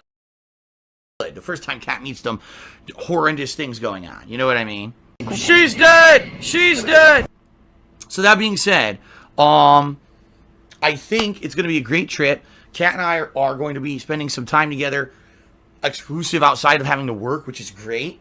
And it's going to be a very fun trip because not only will we be spending time with my parents, but we'll be going through Connecticut and doing some of the stuff that I used to love to do when I lived in Connecticut, like going to the zoo and you know, I'm going to show her Italian food, East Coast Italian food for the first time ever. She's never had true East Coast Italian food, so it's going to be a great trip. I will solidify those. Mommy and Daddy are dying, or they're not sick yet, but they're getting up there. They're riled up, right? They're getting riled up. And instead of, and not to say that he has to spend all of his waking moments with Mommy and Daddy, right? But he's more excited. He's more enthusiastic, I should say, about the petting zoo. Oh, the petting zoo. And East Coast Italian food. What about Mommy Burnell's home cooked food? Home cooking. What about that? What about Mommy Burnell's original special sauce? The Burnell recipe. What about that? What about maybe the Polish food that your mother knows how to cook and you could be exposing Catherine to? What about that? I'm just saying. I'm just saying. Details for you and let everyone know exactly when it's going to happen once it's possible. Not yet, almost. Probably within the next week, I'll be able to announce, okay, these are the days that I will not be here streaming. By the way, it's not going to be a super long trip. I just want to make that clear. It's not like I'm going for 2 weeks or whatever. It's going to be under a week. I talked with my parents about this because they are paying for it. Because I can't afford it. Right now I'm trying to raise money for my taxes. I can't afford anything. So my parents have told me they're paying for the trip. And basically, they're trying to arrange it so it doesn't interfere with their schedule either. Make it easy, so that, their work schedule and everything is in line.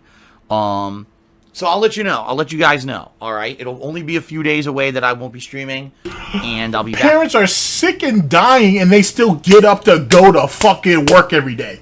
DSP has an earache, and he's on Instagram and on Twitter talking about woe is me. I can't work because my ear hurt. Because my back hurt. Oh, it's so good. Before you know it. Also, without drawing too much drama or attention to it, I would like to welcome back two stream chatters who formerly, sadly, misbehaved a bit, and they have been banned for quite some time. After basically being away for a long time, they have behaved. They have expressed the will to come back multiple times, and I feel that in the spirit of positivity and, forgiveness, that they should come back. So they are back. You may recognize some familiar faces from the past in the stream chat. We'll see how this goes. They are aware that, they're not allowed to now go crazy. Moderators are keeping an eye on the situation.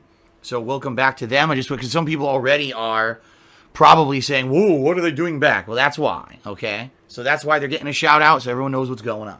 Fair enough? All right. Next month, like I told you guys, I'm going to visit my parents. I'm losing a significant amount of income that week. Next month, Like I told you guys, I'm going to visit my parents. I'm losing a significant amount of income that week. That hopefully I now can keep in mind too, he's betting against the alleged income that might come in that week. 'Cause for all you know, that could be a shitty week. He had plenty of those things on Twitch, and he's trying to bet against that. Hey guys, I'm expecting 3. He's not saying that, but he's implying, hey guys, next week could be very lucrative for me, and me taking the week off, I'm gonna be fucked financially. How do you know that? He could be sick next week for all we know. Back then, of course, he could have been sick that week, most of that week, and may have only worked 2 days out of the work. Anyway, he could have only streamed a couple of days out of the week instead of the full 6 days or whatever. And people fell for that shit hook, line, and sinker. That shit's wild to me, son. Wild. Up. And that's just, you know, a necessary trip because I need to see my parents. You know what I mean? I can't take these superfluous trips anymore. And that kind of goes hand in hand with the other fact that because I just don't have enough money, I can't really pay for the travel and the hotel room and all the things that it used to take. Then he cheered again. He says, thanks for unbanning new face of creation and King Kozatov. It shows how much of a fair streamer you are. It's awesome to see that. Yeah, DSP is the furthest thing from a soldier, though. Certainly.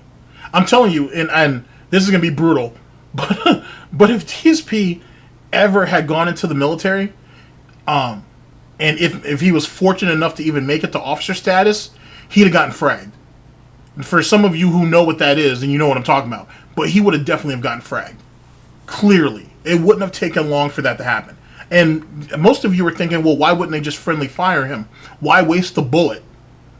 Why waste the bullet and possibly just injure him or even maim him? They'd frag him. I guarantee they'd frag him. Especially if it was like, if you go back a bit, if it was like Vietnam or something like that, he would definitely get fragged. What is fragged? Fragged is when, it's not funny.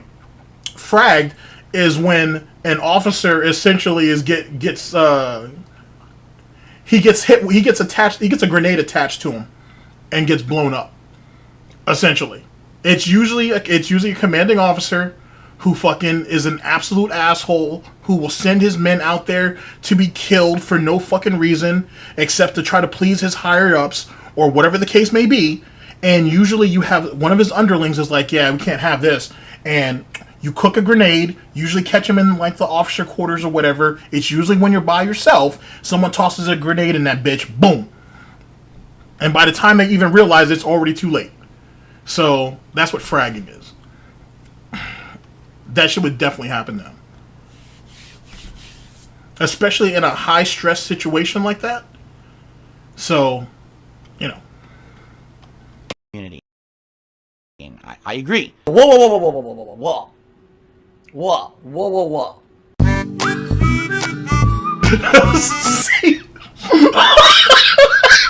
That's so good. Saving Pig Ryan. That's godlike. Well played, Silent Weapon. Well played. Well fucking played.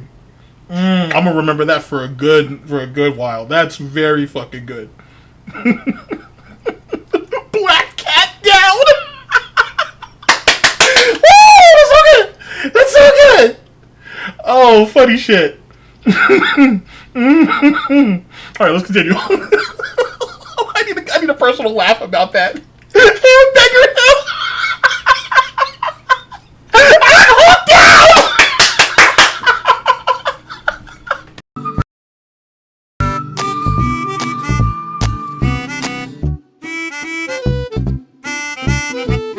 Boy, am I stupid. You know, everyone deserves a second chance. In some cases with these guys, a third or fourth or fifth or sixth or seventh or eighth or ninth or 10th or 11th or 12th or 13th, 14th, 15th, 16th, 17th, 20th chance. But it's been some time, and hopefully, you know, they're going to be chill now. Even though I very rarely ban anyone in my stream chat. So, ladies and gentlemen, I didn't see this, obviously, because I was giving shout-outs. I received a 10,000-bit anonymous cheer. That's really weird. I don't understand that. I seriously hate people like that are so fucking dishonest and two-faced and will do anything to make a fucking nickel. This is the largest cheer I've had this year so far.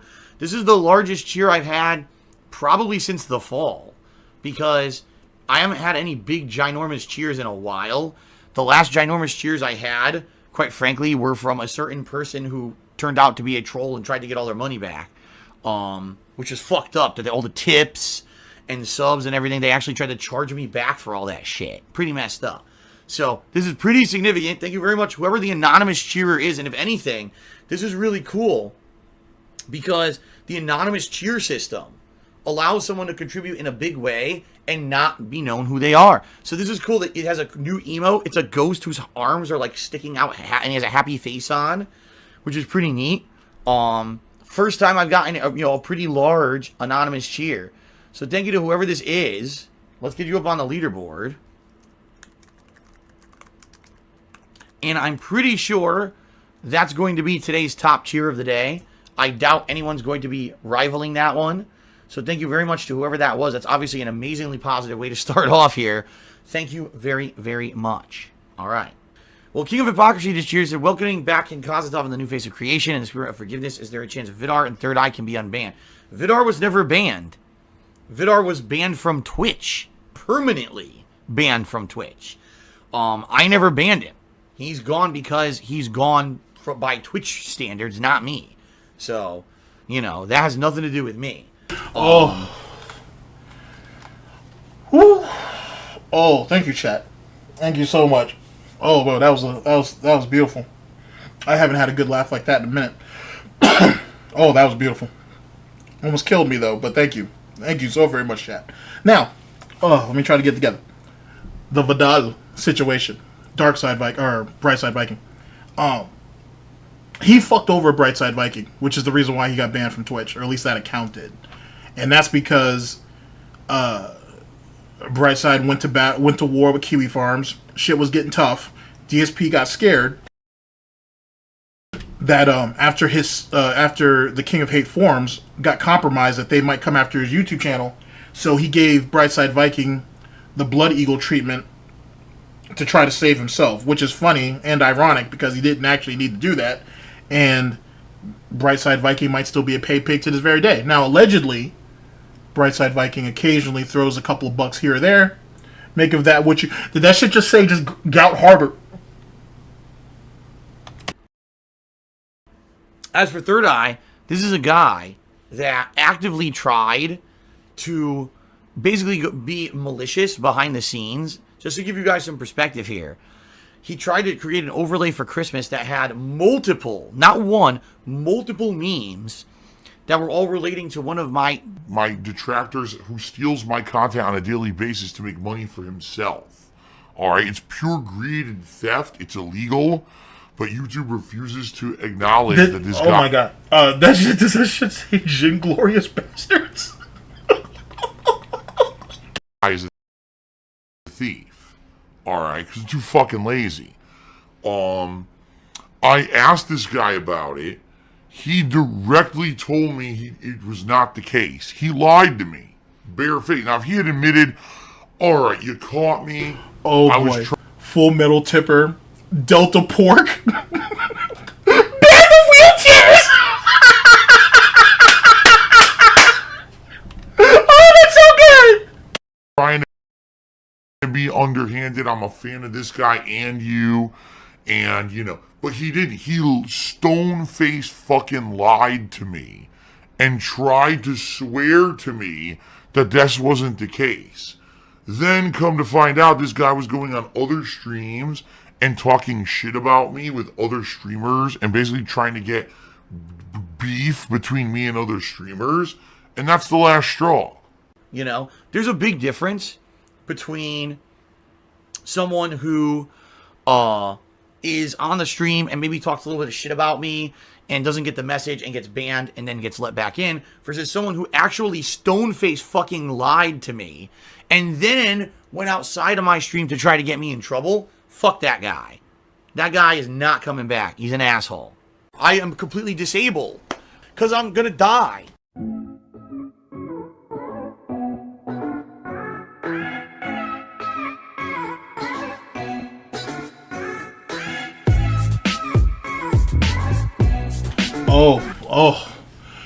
Oh, chat is in rare form today.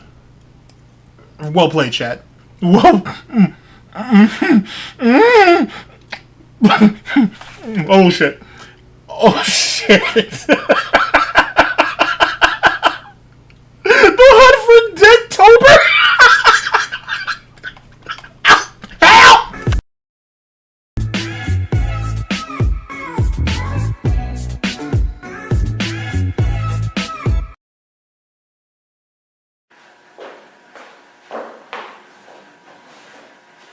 Stay back! We will defend ourselves! We will defend ourselves! We will defend ourselves! Stay the fuck back! Stay the fuck back! Pull it out, pull it out, pull it out, pull it out! Stay the fuck back! Oh shit. That shit said Swindler's List. Holy shit! That's so good! Oh, well played! Wait a second, hold on. One more before I lose my shit. John Rambo first Norton! That's so good! Top Gown!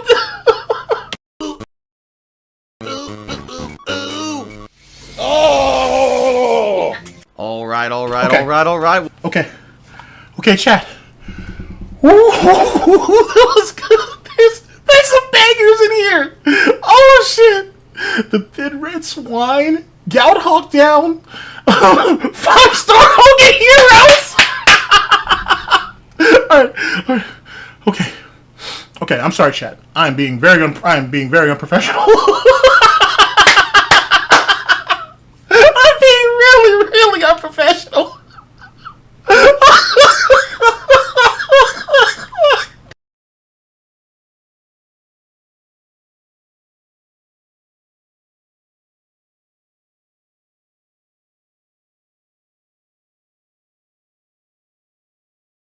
Okay, I need to read this title real fast. Ladies and gentlemen, we're here with the fourth and last video brought to us by Mighty D. Okay. Oh, God. Okay, we're here with our fourth video and the last video that's brought to us by Mighty D. That's the last video that Mighty D is presenting to us, I should say. Oh, I can't look at the chat. It's too scary. Holy shit. Okay. DSP's post-marriage podcast highlights, justifying the scam, and Mom saves the day. This was uploaded on April 15th of 2019. The link will be down in the description. Chat, depending on how this goes, depending on whether we finish these other videos up. Holy shit. Okay. There's like 3 more. There's 3 more that I have. Holy shit, there's 3 more I have to read out. Alright. Oh shit. Okay. Mrs. Goutfire, the Gout Mile. Shit. Band of Brothers. 30 Days of Gout. Holy shit. Peg Heart. Medal of Grease. Okay, I gotta stop. What is going on, everybody? Phil here, live on the stream. I am back, ladies and gentlemen. Woo! What a week it has been. What a week. My God. I mean... How do I even begin? Drunken Scammer. Oh shit. What was that one that I what was that? Ready to Rumble with WWE Champions. The bag on the River Catherine. The snort locker. Okay, I'm gonna stop. I'm gonna stop. It's so good. Begin. I guess I begin by saying thanks for the money, stupid fuck. Yes, ladies and gentlemen, it's the big topic on everyone's mind that I got married in Connecticut.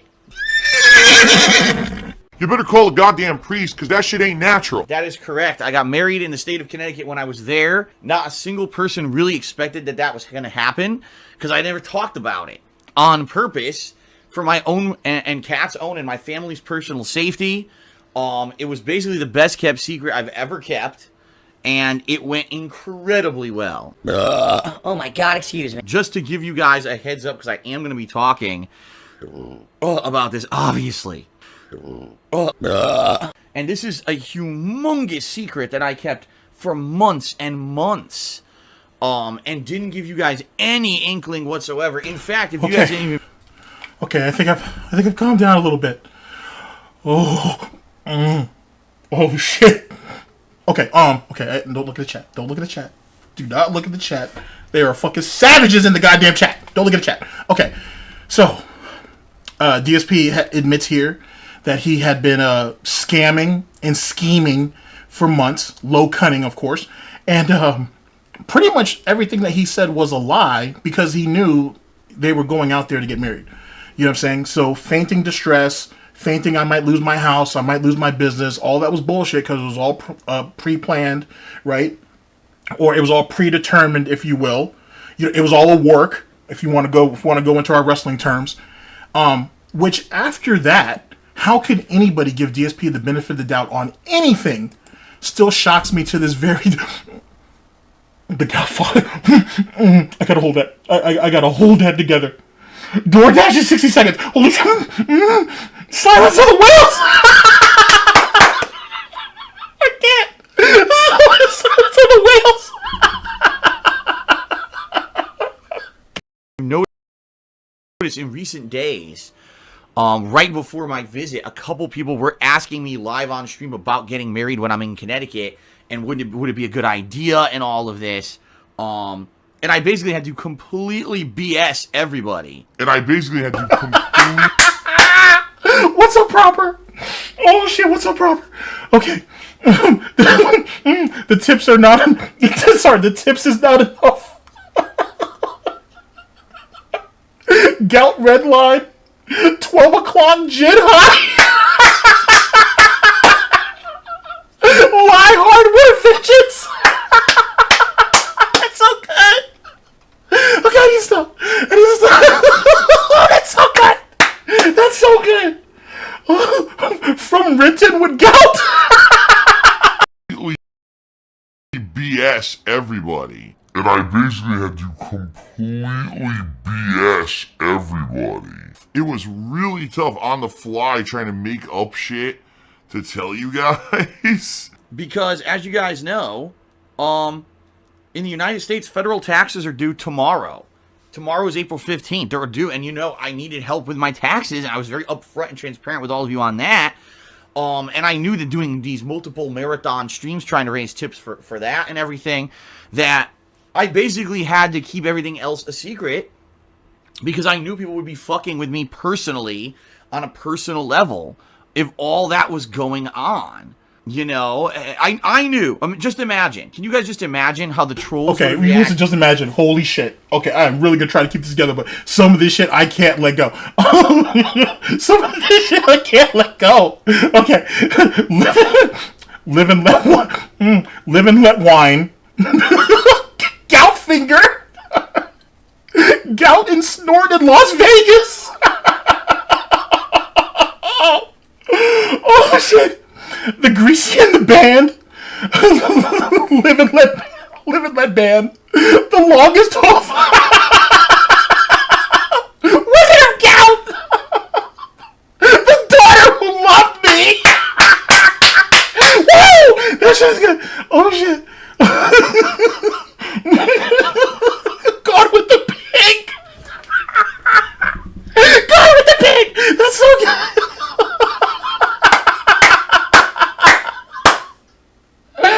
Oh shit!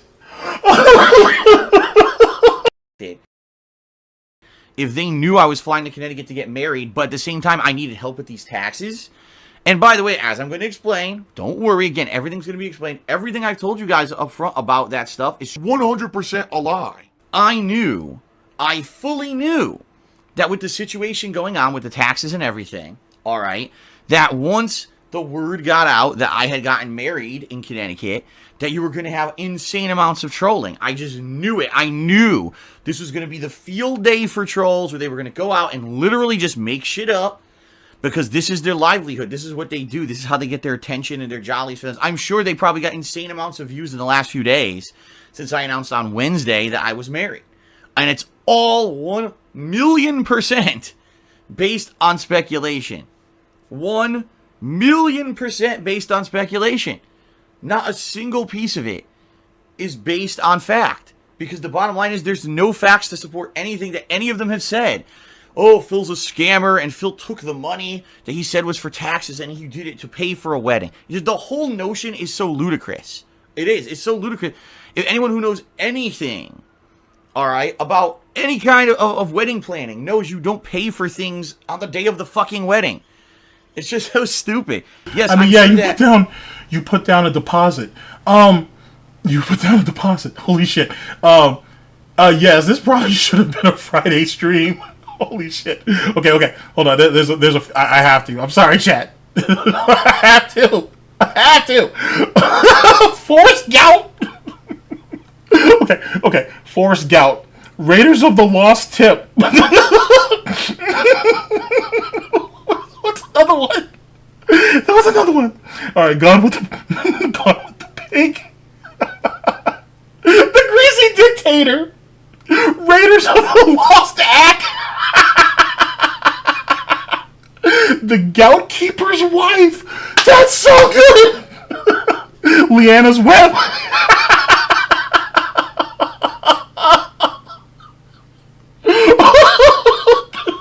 I think that's the Goutsiders. Okay, I'm good. Okay, I'm good. I'm gonna chill. I'm gonna chill. Holy shit, I'm gonna chill. Saturday, or the Friday and Saturday before my wedding, I raised my big fat horse's wedding. Gout fellas. Taxes, and I spent that on the venue and everything. What are you talking about? Anything for a wedding that would have had to be done has to be done way ahead of time, okay? There's no way it could even go towards it. In addition to that, the funny part, you have zero evidence of anything that I did in Connecticut. You have none. Because the bottom line is, I'm sure as soon as I announced I was married, you can rest assured the trolls went right on the internet. Oh my God, we got to search for wedding venues. Where was the Brunel party? We got to find where Phil got married. What did he pay for? Is there a church that we can find where there was a Brunels were married? Can we do this? And the bottom line is, they found nothing. Because guess what? She's dead! She's dead! And by the end of this podcast, basically there's going to be two groups. There's going to be a group of people who, actually I'll say there's three groups. There's going to be a group of people who are just my supporters. They believe me anyway. They know that I'm honest and upfront and truthful about this stuff, and that this was something, lying about the marriage was something I necessarily had to do to protect myself and my family. All right. And people will yes, chat. He had to lie about his marriage to protect his family. Right? Oh, okay. I can't. This shit's like a fucking addiction. Okay. Oh my God. This shit is like a fucking addiction. Okay, here we go. Holy shit, here we go. Okay. So Swine Day after last. Act to the future. A few good snorts. Brunel too far. The tractor's at the gate. Begging under fire. The Hogan is not enough. Oh shit. Dude, where's my tire?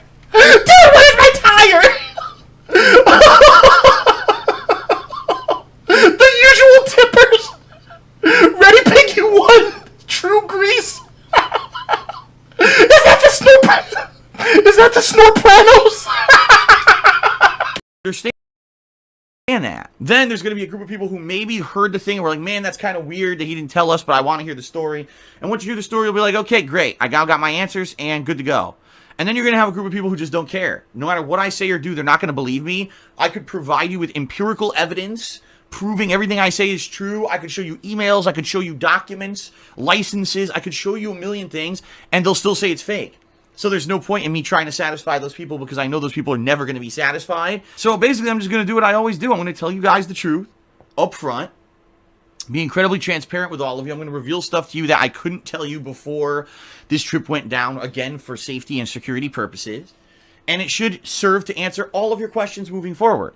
And the other thing about this is, once this podcast is over, this should be a bit of closure. For those of you who are logical humans, you're going to be like, okay, Phil finally explained everything. This is good. We had some questions. They're answered. Now we can move on and have gameplay streams like always, and that's that.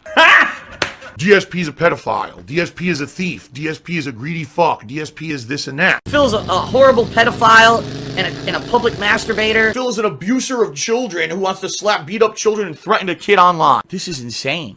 Much like my ex-girlfriend. Phil went to Connecticut or whatever. You know, why is he going to have to do a whole podcast about his trip to Connecticut? We don't really care that much, right? Far from the bright lights of Las Vegas or New York City. The bottom line is I didn't have to do any of this. I could have come back from this trip and said, well, my private life's my private life. That's it. Let's just hit the ground running and do gameplay. But the thing is, I value your time and attention. I value your support. I value your time and attention, and that's why I lie to you. Okay. We'll pick a few of these out. I can't. Some of these are just so good. All right. Friday the Gout Teeth. Holy shit. Fahrenheit 1651. Gout in, gout out. 51st Dents. All pigs go to heaven.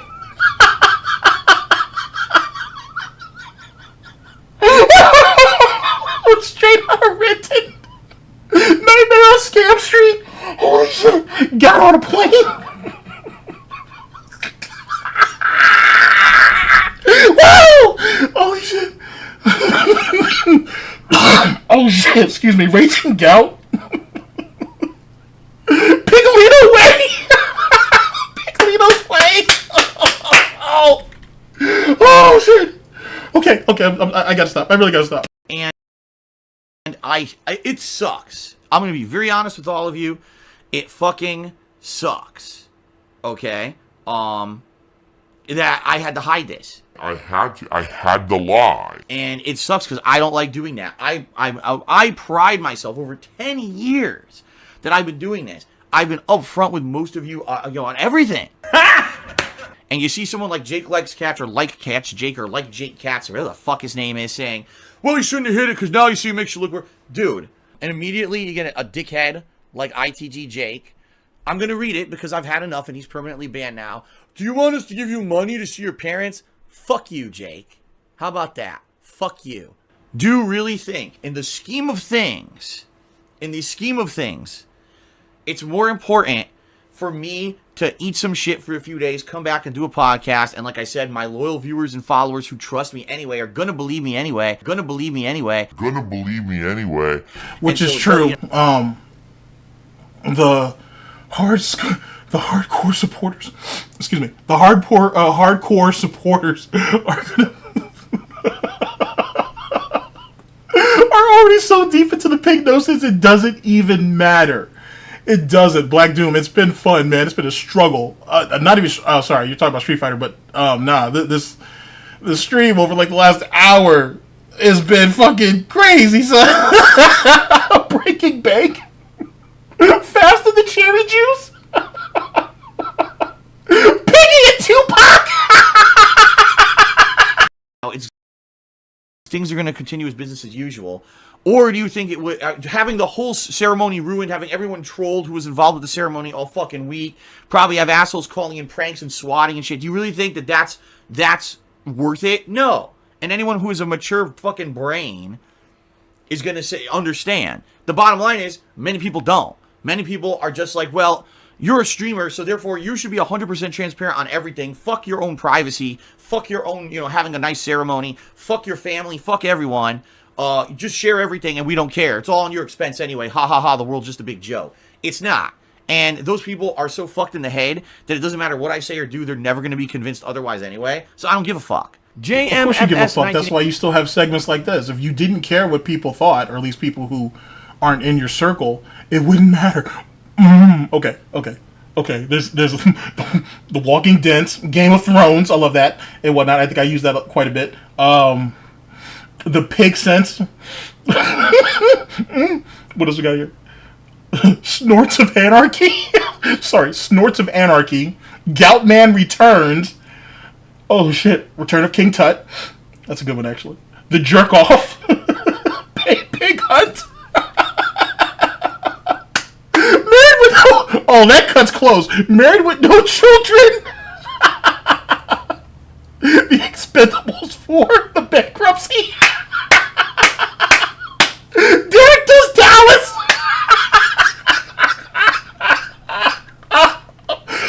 Excuse me. 89 tip me $1. Can you show us the proof you have tax money? Oh my god. As I've already said, I'm not gonna jump the gun. So Ben Boxer Cheer. He says it's too late to apologize, it's too late. Oh, I have nothing to apologize for. I have absolutely nothing to apologize for. You know, the only thing that I can say is I am sorry that I had to hide the wedding. That's it. That's it. Nothing. Everything else that I've told you guys was upfront, 100% honest. There's nothing to apologize for at all. Jack36. Tip me $2. Says waiting on the divorce. Well, you're gonna be waiting a long fucking time. Let's put it that way. Trust me when I say this. I'm madly in love with Kat. I want to be with her for the rest of my life. I'm not someone who just rushes into this. You know, I've known her for 2 years, and you know, lived with her for over a year. She's been a massive improvement to my life. Wait. Okay, I'm gonna have to just try to control this. I don't know if this is what it's like to have an addiction, but I need to get this shit together. Okay, he said that I knew her for 2 years and she lived with me for a year. Did I miss that? Or did I, you know, am I still in my delusions, or did I make that up? Let me bring this back. Holy shit. You knew her for 2 years. You lived with her for a year. She moved in, what, February of 2018. So, doesn't that confirm the big snort? Snort Ford Raider. Okay. I need to stop. I need to get... Holy shit. I gotta treat this shit like milk and cookies, cakes and shit, because if not, I'm gonna fucking lose my shit. Alright, holy shit. Okay, so that means my theory is correct then, chat, just in case you guys don't know. Big ups, by the way, chat. My theory is that he knew Catherine, or he was talking to Catherine, while he was still with Panda.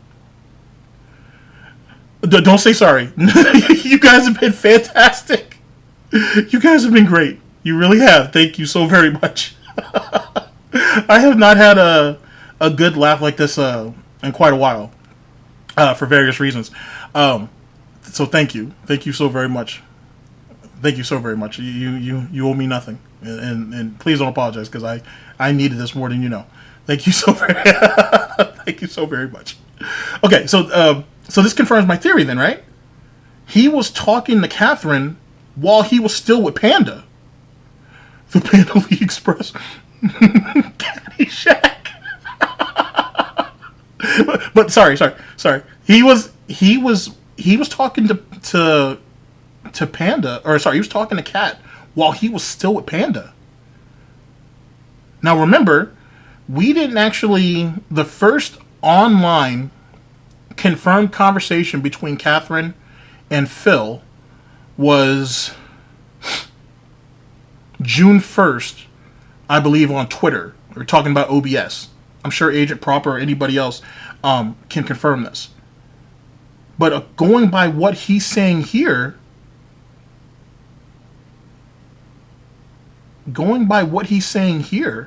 he knew Catherine as early 2017, if not even before that.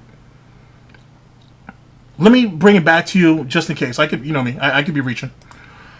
Oh shit! But thank you, chat. Thank you, chat. Thank you so very much. It's been a very good day. Thank you so very much. Holy shit. Well, you're gonna be waiting a long fucking time. Let's put it that way. Can I share the link to the video that's being played now? I have it. I actually have it in the description. It'll be the fourth video. It's the fourth Mighty D video, I should say.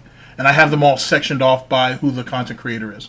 If you'd like, though, I can throw it in the chat for you real fast. I don't have a problem doing that either. Actually, I'll do that just to make sure that you get it. No, don't worry about it. You're good. Like I said, here, like I said, it's in the description, but I'll throw it to you right now. I'm madly in love with Kat. I want to be with her for the rest of my life. I'm not someone who just rushes into this, you know. I've known her for 2 years, and, you know, lived with her for over a year. She's been a massive improvement to my life. She's been life-changing in many ways. Okay, you don't like me. Got it. You think I'm a scammer. Got it. You think I'm a scammer. Okay, that should be the link. If it doesn't work, please let me know. Okay, so back to what I said. So he says, I've known her for 2 years, and I've lived with her for a year. So, let's not exactly a Theo theory, but work with me on this. 2.5 snorts? Very good. Okay. So, chat, you tell me what you think. So, was he talking to her for 2 years, and then he lived with her for a year? Or they've known of each other for 2 years, and the second year she was living with him. Which one do you guys think? Did he know her for 2 years, and then she lived with him for a year, or he's known her for the 2 years that he knows her, they've been talking or whatever, is the first year that they were talking plus them actually living with each other? Which one do you guys think? Oh shit. Because now, depending on the way I'm thinking about this now, it makes me wonder, you know, was he speaking to her throughout 2016?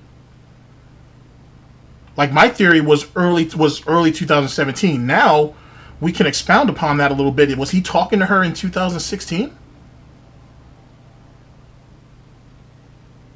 It makes you think. Because remember, she didn't move in until February of 2018. So, you know, I just want to know if people are thinking about it the way I'm thinking about it. Alright. On the wedding post? On the wedding post. The post announcing our marriage to the world. You gotta put that shit, like, does that not show how fucked up you are? Even if you hate my guts and you believe all these negative, ridiculous conspiracy theories about me, the wedding post is not the place to put that shit. Yeah, you're absolutely right, Robert. Like, you give DSP enough rope and he'll hang himself.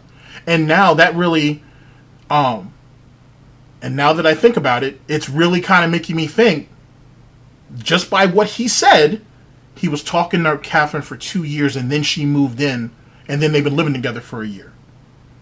So, you know what I'm saying? So this relationship is a lot longer than we thought, which means, what happens when did Panda actually find out about this so Panda could do what she did that supposedly hurt Phil so much that he don't want to talk about it? So much so, in fact, that he was okay with giving her a pill and leaving her somewhere and being quick to be rid of her and then move Catherine in right away.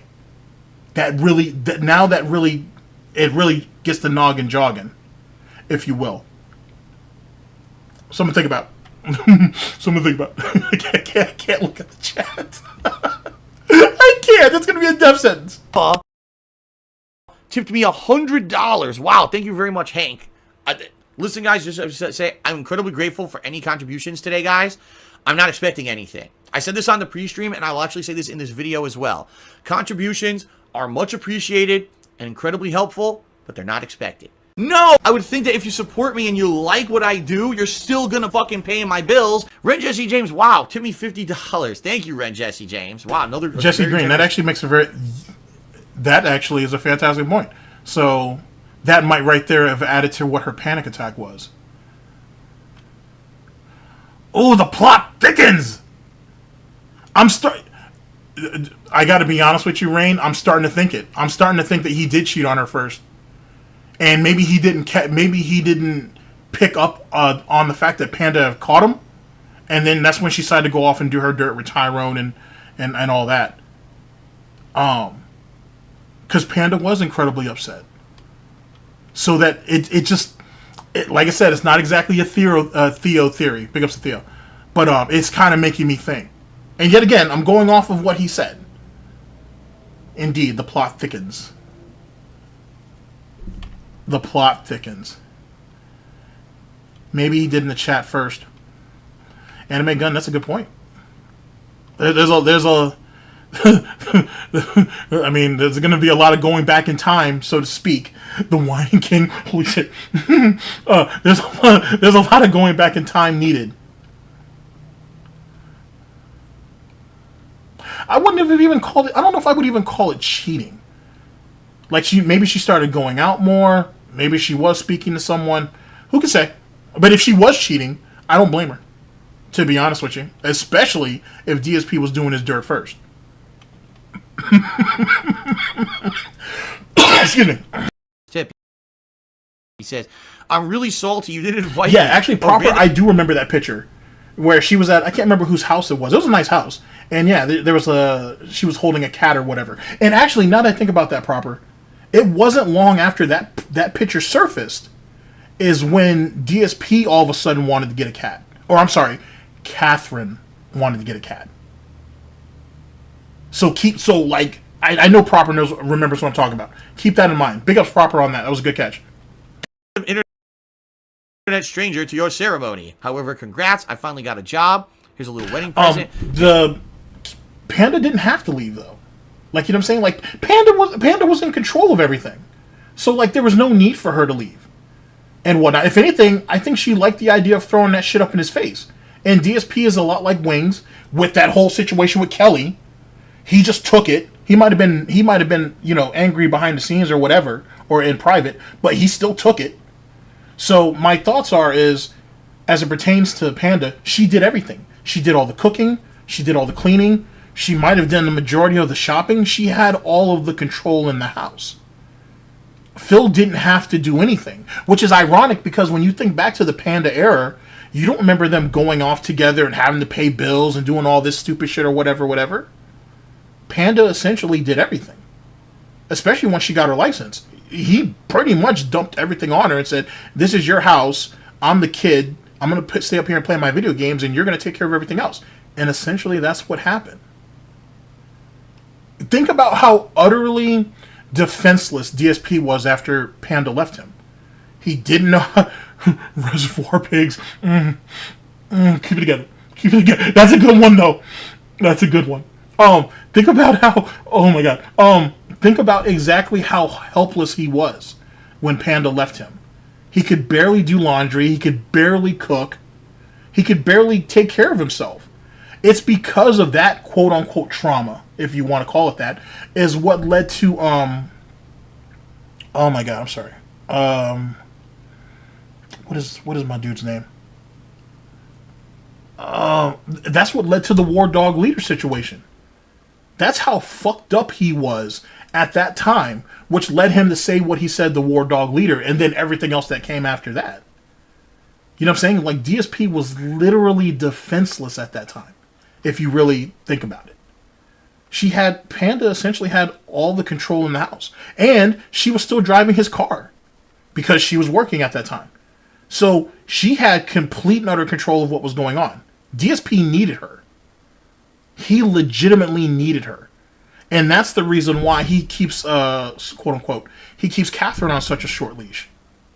Just something to think about. And that's true, yeah. Yeah, the War Dog leader situation is by far, it has to be one of the most vile things that he's ever said to a person. I argue putting it up there on the, if I had to do a top 10, it's definitely in the top 3. It may very well be in the top 2, now that I think about it. I don't know if I can think of off the top of the dome, because I've been laughing for the better part of an hour plus, that I don't know if I can think of another situation where he said something that's just outright vile. You know what I mean? I'm not sure. I'm sure he has, but that right there it's always stuck at the top of my list. You know what I'm saying? That's an absolutely brutal thing to say to a person. You know what I mean? And he can try to pass it off like he didn't give a fuck or he didn't mean it that way, but the intent was there. So, get out of guy trying. All the detractors and haters develop horrible, nightmarish... I'm not reading that. That's messed up. Omnipotent, Mr. Dr. Profusi Chiyo says, did you have a crazy bachelor party with your dad and friends? We'll talk about that, and the answer is no. That's stupid. My whole life... It's stupid having a bachelor party? Wow. I've been to my fair share of bachelor parties. They're fun. They're a lot of fun. That's unfortunate, Phil. I mean, then again, the key component to that is you need friends. Womp womp.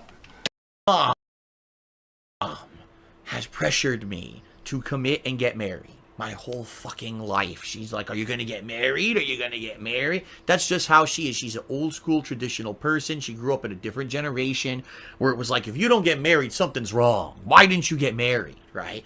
And to see me, I'm in my late 30s now, and I wasn't married or whatever, my mom's like, what's going on? And so, now that I'm with Kat. Wait, that's right. Did you get married, Phil? Okay. No. Let me say this first, and then I'll say what. Phil, did you get married because your mom thought you were gay? I'm just asking, because he's the one who's sitting here saying that his mom's like, hey, you're in your 30s. Is there something wrong? Is there something wrong? I'm just asking. Chat, I'm just asking. Okay. Now let me feed my addiction. Okay. Gout with the gin. Road to the Gout Rodeo. Ocean's 13. Excuse me. Ocean's $13.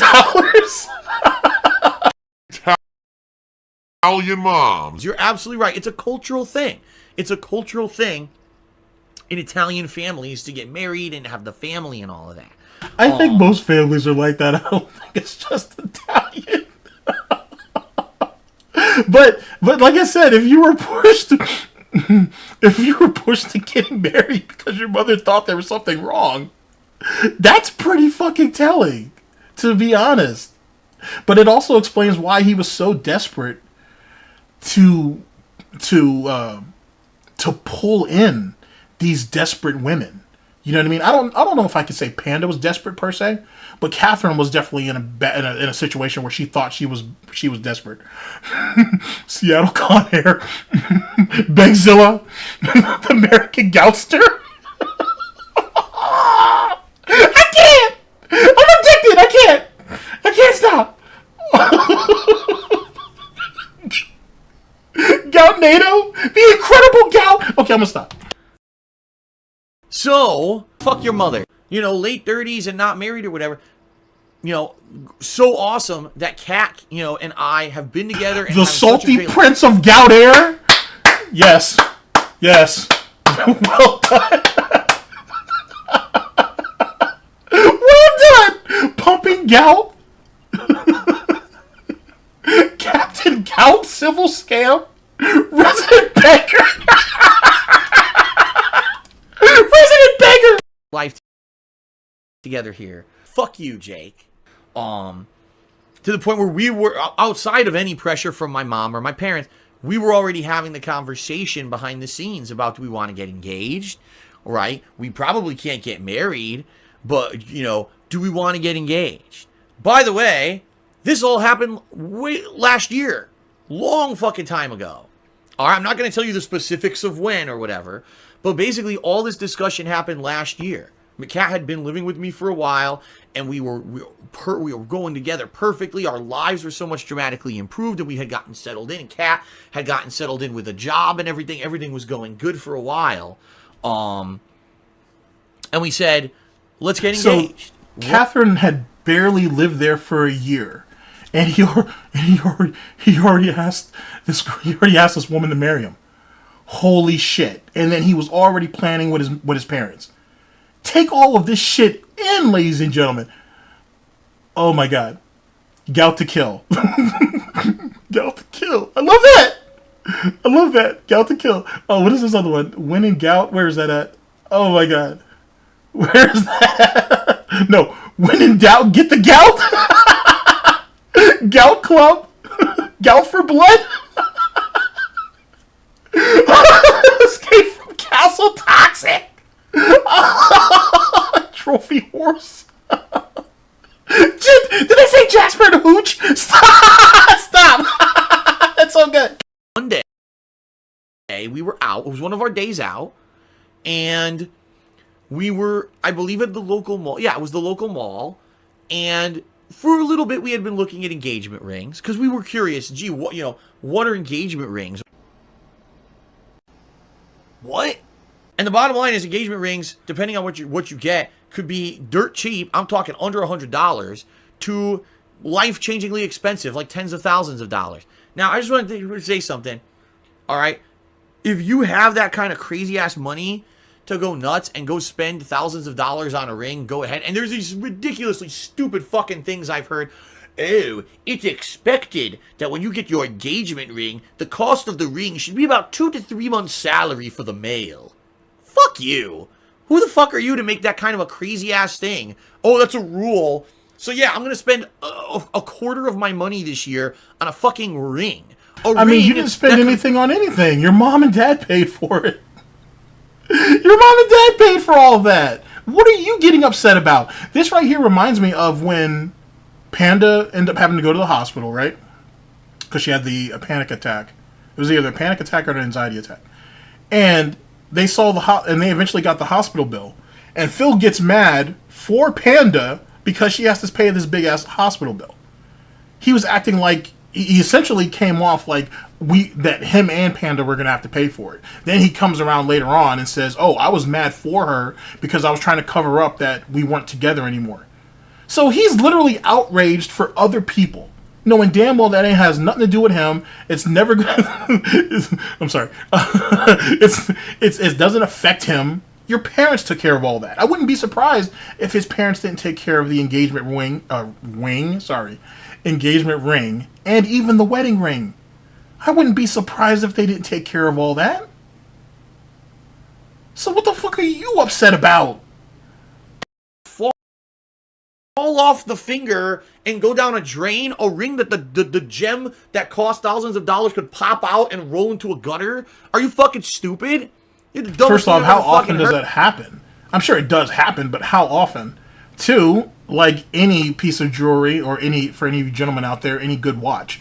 Well, the ladies out there too. If any good watch, as long as you go and get that shit maintained, you're good to go. Most jewelry places will charge you next to nothing to recalibrate and clean your watch, your rings, your necklaces, your bracelets, or whatever it is that you're into. It's Medal of Honor Snort Fighter. That resonates with me. Passion of the Pig. Band Razor. You're gonna spend insane amounts of money on a fucking ring. A thing that's it's not even the love. It's a symbol, right? A representation. It's not your love that you have to drop that money on. It's just nuts to me. Fuck you. And by the way, Kat agrees with me. We're like, it's nuts that people will go crazy with this shit. Just to give you guys some fucking perspective, alright? Over the years that I've been a content creator, in particular, I'd say about 3-4 years ago, people just have gone nuts with this shit. One-Nighted Panda. That's a good one. Gout Falls. I can't. The Snort Wars, the Gout Strikes Back. All my relatives, they've called former businesses that I worked for, they've called the schools that I went to school to, they've called news agencies, they've called restaurants, they've called all these places and harassed the fuck out of people, my relatives, or said stuff about me, or done shit. They actually contacted former businesses that I had associations with, to say nasty stuff about me. They have signed me up for endless amounts of stuff. How would you know if they called your previous jobs and said things about you? I'm sorry, I have to call them out on that shit, because that sounds like bullshit. That sounds like absolute fucking bullshit. How can you prove that? You don't have friends. So, who's going to call you? I mean, even though you never changed your phone number, which is what ties you to the WWE Champions thing. Big ups to James the Lesser. But how would you even know that? I doubt someone just called him out of nowhere and said, "Hey, Phil, for some reason, someone called up here for you." Phil hasn't worked a job in over a decade. How the fuck would... Silence of the... I'm sorry. The Silence of the Dents. That's so good. Of goblins and pigs.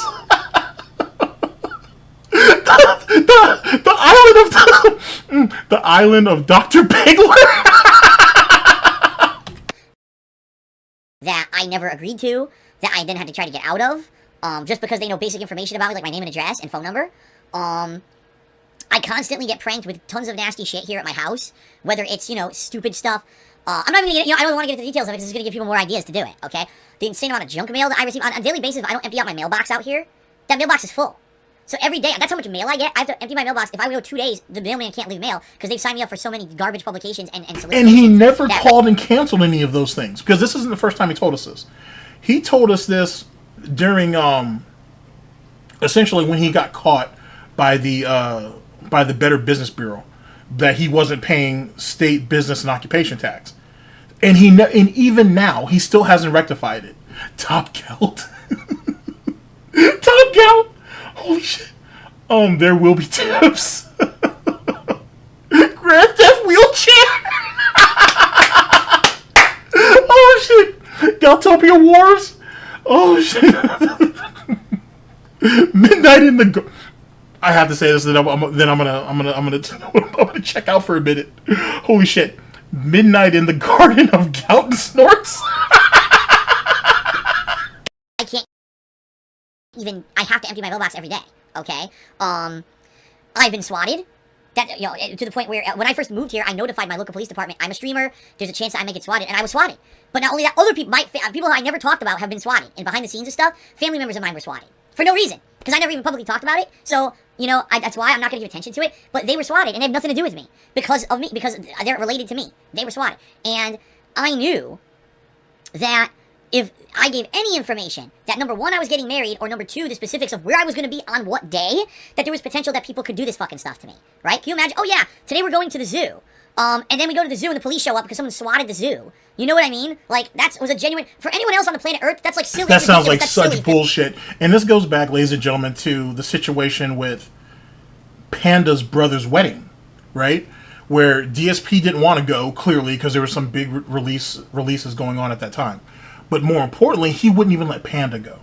He wouldn't even let Panda fly out. He would drive her to the airport, let her fly out so she could be there for her brother's wedding, and then let her fly back, and then you pick her up.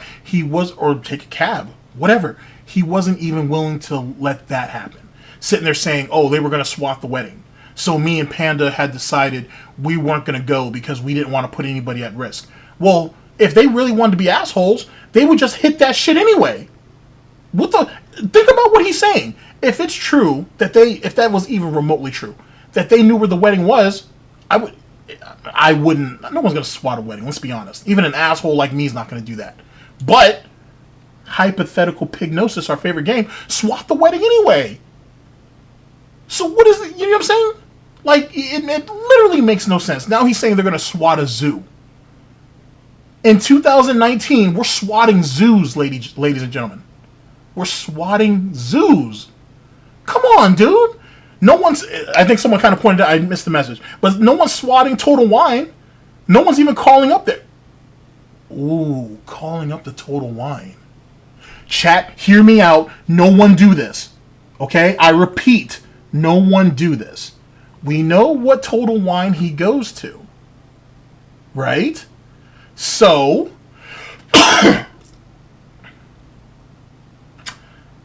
Hello, this is Total Wine. Hi, I'm calling from Burnell Industries, and we usually do individual orders there for like parties and events or whatever the case may be. And you know what? I'm supposed to I'm supposed to be placing an order for some of the spirits that we would usually pick up. And you know what? God damn it, I forgot the list. Is it possible that you guys have a record of the transactions that are made as it pertains to past purchases? Oh, we wouldn't be able to give that out. Oh, well, I don't need you to give me out the credit card number or anything. I just need to know if you have our transaction history, which I know they have, because ABC holds on to your transaction history. So, ooh. No one do that. But, ooh. That makes me wonder. If I was petty, then I'd really want to know I'd like to know exactly what he's buying. Even though we've already seen it. But I'd like to know what liquor that he's been buying that he doesn't tell anybody about. That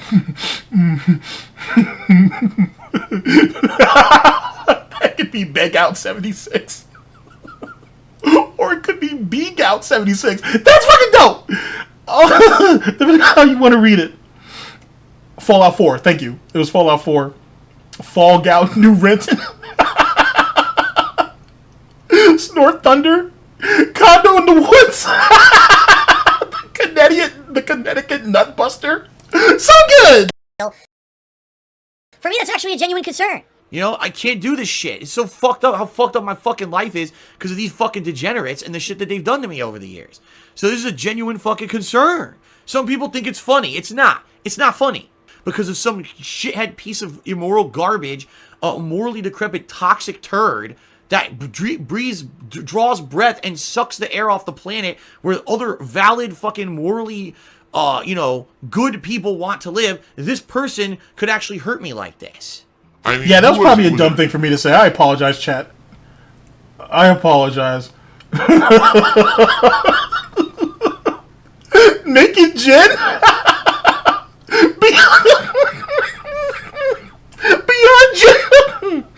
Beyond Jen and Evil? Poseidon that went to an airport and was live streaming from the airport on Twitch, and basically they swatted him because of that, and that got him banned from Twitch permanently. You can't put this shit past these people. You can't. Okay? I had to take incredible precautions. Sorry, I can't resist. Okay, are you afraid of the gout? Are you afraid of the gout? Gout Wars, Rise of the Gen Walker, Gout Busters, Charge Back Mountain, Gout of Time, a few good tips. Gout Wars, a new dent. Is that goutophobia? Is that goutophobia? To make sure that no one knew anything about where I was. Okay? And it worked. And it was very difficult and stressful. And it was very tough to do this. Alright? But it paid off.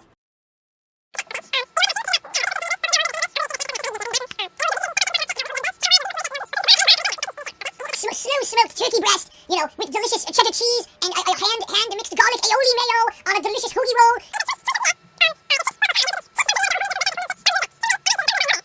$40 a person to get internet on this flight. $40 a person for 5 hours of internet? That's $8 an hour. This is a cat, I'm not even exaggerating. The cat's nice, you're petting it, purrs, then fucking scratches your hand for no reason. And Cat's eating a pizza, you can see her eyes are lighting up. And she's eating this pizza. Now normally she doesn't eat a lot. She's like, I want more. She's eating more pizza. Go ahead, we got the pizza area. We ate almost the whole pizza. It's layers of cake. That's a sponge type cake that absorbs. Wait. Cat eats the slices of pizza. She really likes it. She asks if she can have more. And they're like, go ahead, we almost ate a whole pizza. A whole pizza's only 8 slices. What is it that Michael Jordan said?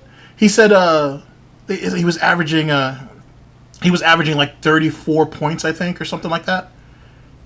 And they said if he was going to be able to keep it up the whole season, he's like, what's 34 points? It's only like 8 points. It's only like 8 points a fucking quarter or whatever. What the come on, Cat.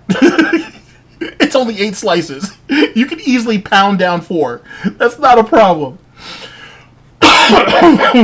And actually, yes, Cat can eat. We know that now. we know that now. Okay.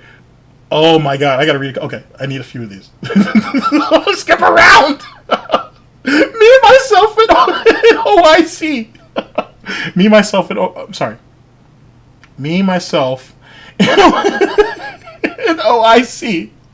Alone with the chargebacks. Nightmare on Gout Street. The little pig. The little piglet that couldn't. To snort and beg in written. A snort in the dark. Pigler's List. The little housemaid. Oh shit! The Fast and the Furious. The Fat and the Furious. I'm sorry. Holy shit! Oh, these are so good. Holy shit! That is crazy.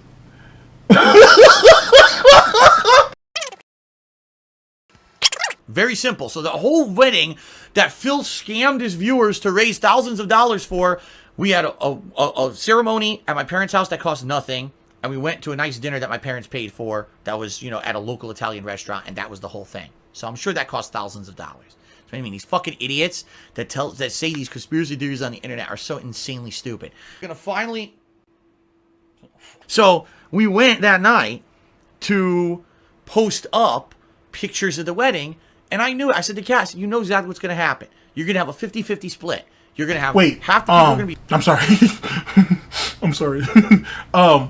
What the hell did your parents actually pay for then? You said you had the reception at your house, or at your parents' house. You guys went out to eat, and you went to the courthouse. What the hell did they pay for? Because he said that they rented a venue. So why didn't they eat? Why didn't they order food and have it at the venue? Did that shit say gout manji? Oh shit! Pizza. Now normally she doesn't eat a lot. She's like, I want more. She's eating more pizza.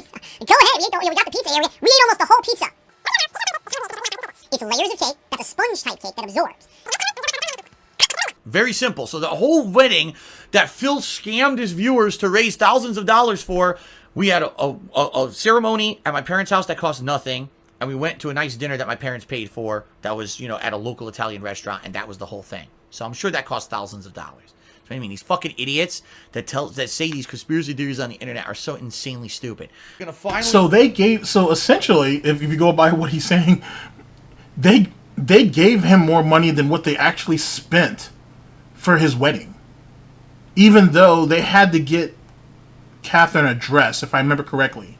And DSP said that, I can't even remember where DSP even said he got that from. I don't remember if he said that was a suit that his parents were holding on for him, or if it was one of his dad's. Yeah, he is admitting that he just took the money, basically. Because they spent next to nothing on the wedding. They literally spent next to nothing on the wedding, essentially.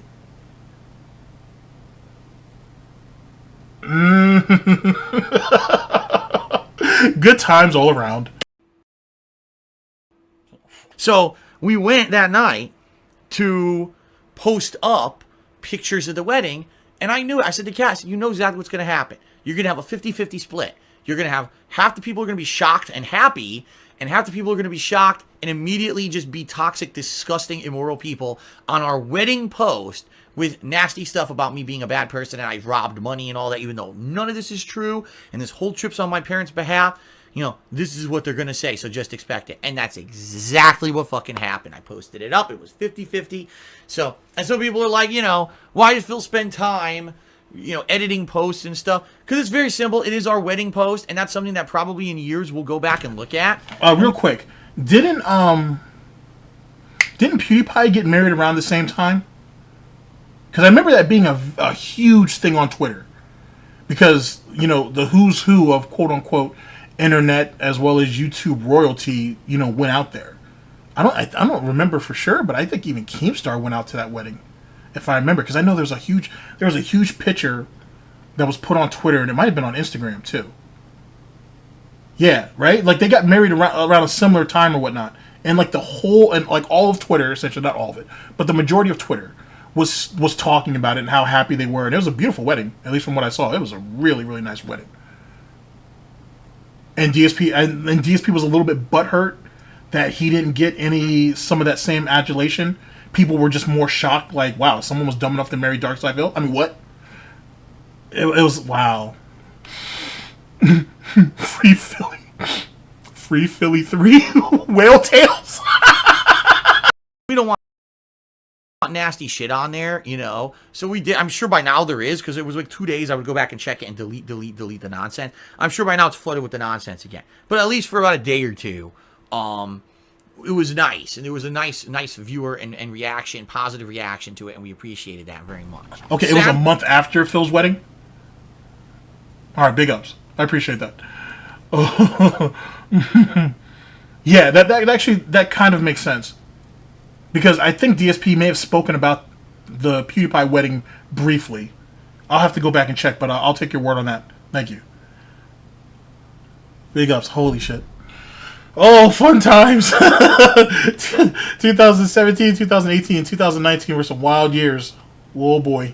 I hate to say it. 50% of the people who knew that we had gotten married were very supportive and happy and wanted to keep seeing me post up stuff. 50% of the people were just being complete negative assholes and just being really scumbags to us and insulting us constantly.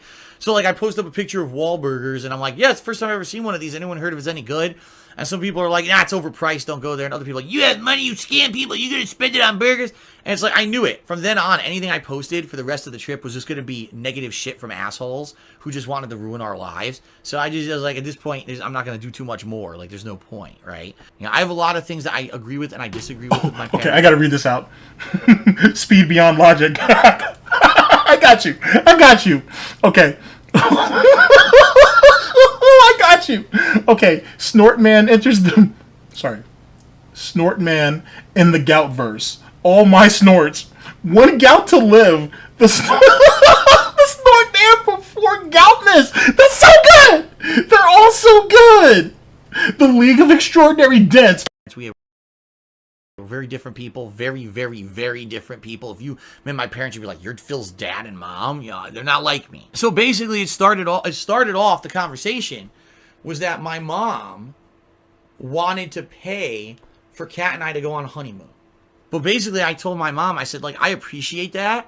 That's amazing. And quite frankly, I doubt Kat and I will ever be able to go on a honeymoon. Wait, again. I get that reference. Is that Big Beg and Little Renton? I get that reference. I just saw that movie recently. I love that movie. Oh man, Kurt Russell's fantastic in that movie. Holy shit. If the reference is to Big Trouble in Little China. Holy good shit. Good shit. Being very honest, at this point, unless I get myself out of the financial rut I'm in, there was no way that I would be able to go. But I told her, I mean, being straight up honest with you, and this is Kat and I had talked about this previously, it's a no-go. We can't go on a honeymoon. I'm in a situation where I can't take time away from work. Already this week that I was away to be with my parents and for the wedding, already I had probably lost thousands of dollars that I would have made on the streams and the videos on YouTube. And that's money I need to pay my bills. And I'm not in a financially feasible situation where I could take time away from work in a significant amount of time anytime soon. We're talking years now, probably before I'll be in a better financial position where maybe I could do that. Number two, and I said this very honestly, and this involves you guys, okay? I said, I'll be honest with you, right now, I posted up pictures of the wedding yesterday, and I can already see the 50-50 split of the way that people have reacted. You got the 50% of the people who like what I do and love me and trust in me and believe that even though I needed all this help with taxes, that I did not come out here and spend my own money and spend money on this trip. And then you got the other half of the people who just hate my guts and literally now are saying so many nasty things about Kat and I on our wedding day.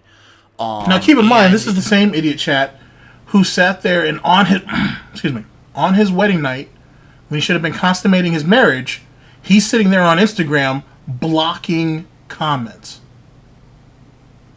And one could make the argument that, oh, well, look at Wings. Wings couldn't even consummate his marriage. Well, Wings is, damn near 500 pounds or whatever the case may be. What was DSP's excuse? Instead of putting that work to Kat, he's sitting there on Instagram blocking comments. Something that could have waited till the next day. Could have waited till the day after. That's what got him off. That's what was getting him motivated. Blocking people on Instagram. And Twitter too, I think. Jesus Christ. This is what I live with. This is the dichotomy that I live with in my life. That I have staunch supporters and people who just hate my guts. And I said, now can you imagine? Let's say even in a year's time, can you imagine if I tried to go on a honeymoon when I'm probably still in a financial position where I need help on streams, people to be supportive or whatever with, with their contributions and all of that. And all of a sudden, oh, by the way, even though you guys, you helped me out a lot with everything going on financially, I'm going to go on a vacation now. All expenses paid. Huh? That doesn't jive. And I honestly, I wouldn't feel in good faith. I wouldn't feel okay with going on a vacation with Kat, even if it was paid for, with the situation back home. Here's the thing. When I now, let me also embellish this upon you for a minute. Excuse me. The reason why he's going through the mental fucking gymnastics that you see here is because a few years prior with KO Gaming, and what was that? Homefront the Revolution, that shit, did incredibly well. He wants to call it going viral. Hundreds of thousands of views isn't viral, but whatever. it went viral, and then him and Panda had like a 4-day, 3-night staycation in was it downtown Seattle? It might have been uptown Seattle, or maybe it was central Seattle. I don't know. They went to Seattle and spent 4 days and 3 nights out there when they could have just stayed home and just driven out there for the day. Whatever.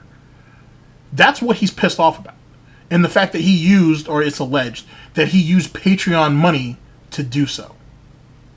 Starsky and Gal. Spider-Ham into the Spider-Verse. But the point being is that's why he's going through all this mental gymnastics. The sins of the past have come back to haunt him, and now he's trying to explain everything away. Even though when that staycation happened, it's in the old SOK videos. He was sitting there taunting motherfuckers and saying, "What are you gonna do?" Yada yada yada, while he has his gouty hooves up and he's drinking his fucking gin and Sprite.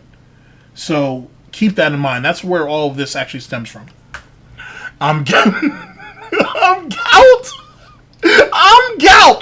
To see my parents, this is an important trip. Number one, we don't know what's going to happen with their health. At any moment, one of them could go, and then I'll never see them again.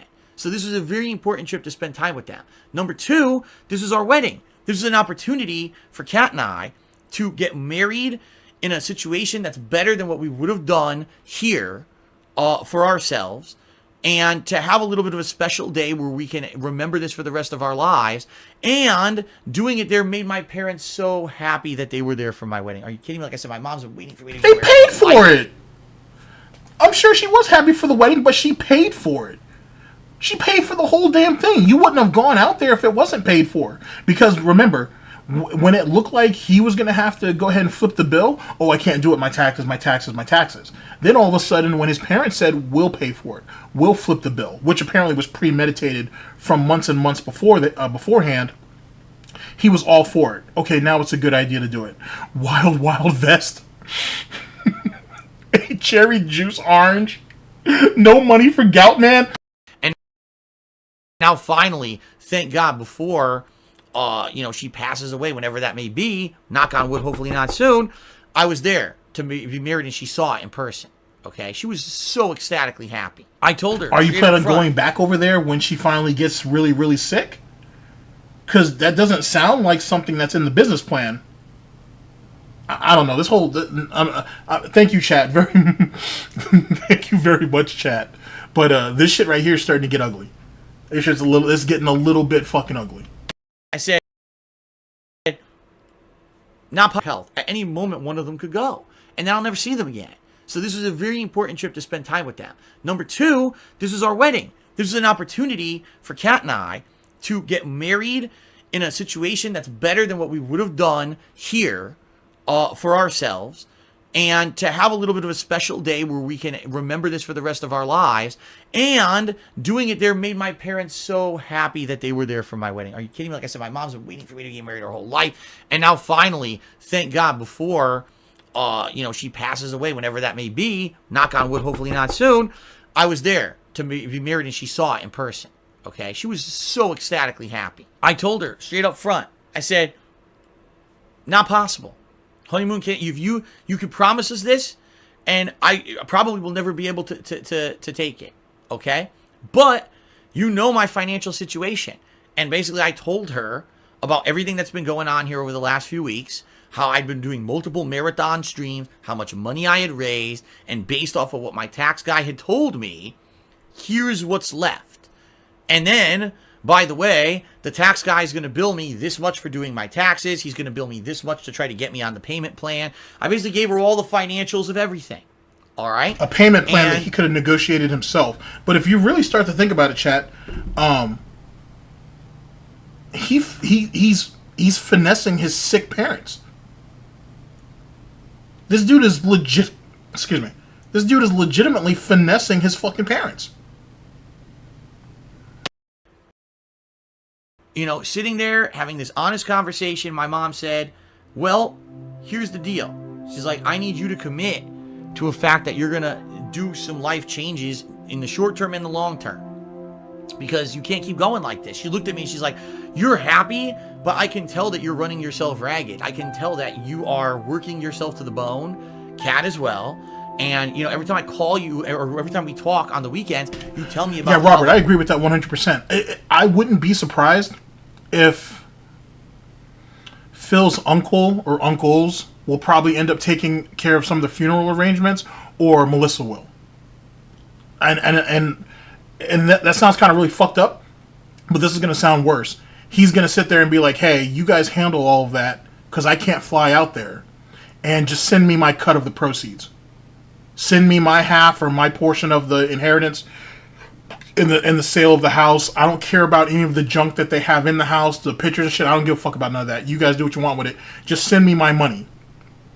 And that's it. I wouldn't be surprised if that's how that ends up playing out.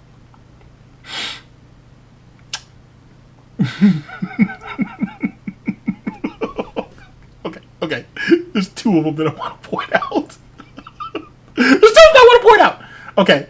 The Gaslight House. Crouching Beggar Hidden Scammer. That's so... That's so good. That's so good. I'm dying. The whole week is work. You never tell me that you get to spend time with Kat, because you don't, right? And this is not the life that you're going to be able to live for your whole life. She's like, what are you going to do, you know, when you're 50, 60 years old? And you think people are going to still want to tune into your stream all day long? I mean, yeah, maybe I could still do like a part-time stream, but no, who's going to want to sit watching a 60-year-old guy play video games all day, right? In addition to that...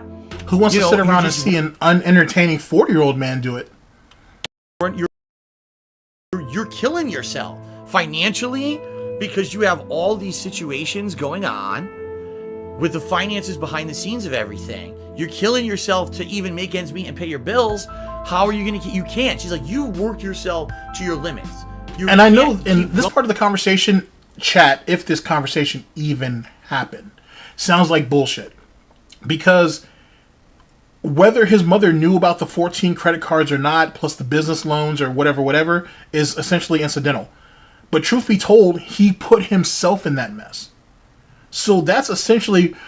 does that shit say Cope Avengers? Oh, shit. Scam Wars, the new Cope. Okay, you know what? I just lost my thought now. You're going to have to wait. Going the way you're going. If you keep doing it, you're gonna have health problems. She says, look at us. Look at your father and me. You know, we are at 60 years old. The Mandalorian? Jasper Khan versus Godzilla? Return of the Living Gout? Health problems where we could go in any day. It's like, but you are in your 30s and you're telling us the stress and shit you're putting up with. And she even said to me, she says, you don't have to justify yourself to anyone. She says, understand that. You choose to do it. She's like, the work you're in, being a public persona, you choose to force yourself to justify to thousands of people. She says, you should have been able to come out here to Connecticut, have a nice week with your wife, get married, and go home and not have to do a special event when you go home to explain the situation and people, oh, they're scamming, these assholes being shitheads on top of you. She's like, none of that should happen. That's fucked up. That's a messed up life to have. And, you know, you're in a situation where you have to do, you know, why? Who are these kids who are making fun of you on the internet that now they can actually concretely negatively affect your business? What kind of a life is this that you live? I said, Mom, you're right, you know. This is a situation that when I started to get into it 10 years ago, I never thought that this is where I would be. It was a hobby. It was a joke. I didn't know I would lose my office job. I didn't know that I would have to try to flip YouTube into a living and then YouTube would fall through a million times and all that. So essentially we had this very long and important conversation. Okay. And where it ended up was a few things. The first is I realized, guys, I can't do this forever. I know that. And by the way, don't worry. It doesn't mean I'm quitting doing this anytime soon. I love it. But I know realistically, how long can I do this? I can't do this forever. She has a point. What could I do? Maybe another 10 years? Tops. Another 10 years? That's what you took away from this conversation of these kids? These kids out here bullying you? Is that you can't do it? You may be able to get another 10 years out of it. That's it. So you're going to be 50. Well, late 40s at that point. You're gonna be in your late 40s. What are you gonna do after that? Oh, this is so. There is so much dentifying, if you will, in this bullshit. Total Wine Recall. Attack of the Killer Goat. Gout Hog Day. Gone with the Gin. Begging Bad. Would people care when I'm 50 years old playing fucking video games? You know what I mean? And not to say that I couldn't try to diversify and do other things with my streaming. But I certainly don't think that it's going to be something people are going to want to tune into when I'm an older dude. You know, it's a younger generation. You know, they're not going to want to see me doing that stuff when I'm older. So in reality, what she's basically saying is that I need to not quit what I do, but I do in the long term need to figure out what else am I going to do. And she's right. I agree with her after thinking about it. Being completely honest with everyone, what I need to kind of do is get myself to a financial situation where I don't have to work all day on stream. Maybe where I can do like, all right, my finances are in a situation where now I don't owe so much that I have to literally make a ridiculous amount of money to pay the minimum payments on everything. And so that way I can stream less and I can maybe go get a job. Which never happened. Because guess what, ladies and gentlemen? We had the bankruptcy. We got that cleared. And then what happened? I can stream less and maybe I can get a part-time job. Yet he never did that. Death on arrival.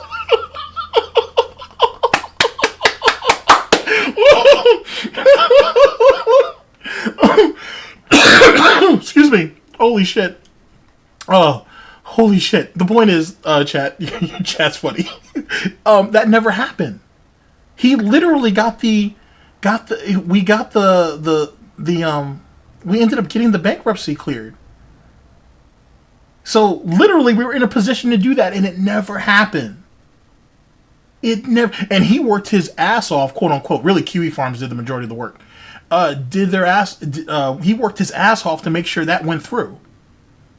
And what happened? He was back to begging as if nothing ever happened, like nothing stopped. And keep in mind, he didn't know that his filing would go public.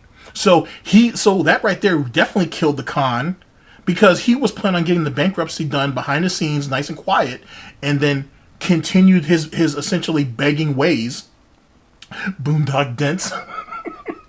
The beggar, is that beggar? What?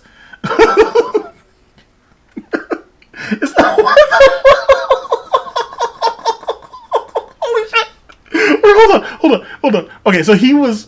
That's so good. All right, he was gonna have the bankruptcy done, nice and quiet behind the scenes, and then continue begging like nothing ever happened. He was gonna continue demanding the large amount of money and wasn't gonna say anything. So even though he wasn't gonna have credit cards for 7 years or whatever the case may be, if he could keep the begging at an all-time high, he was hoping that would possibly carry him through until he could get credit cards, or until his parents passed away, or until he could refinance his home. You see how sick that is? When you think about that shit in perspective? That shit is kind of crazy. God damn.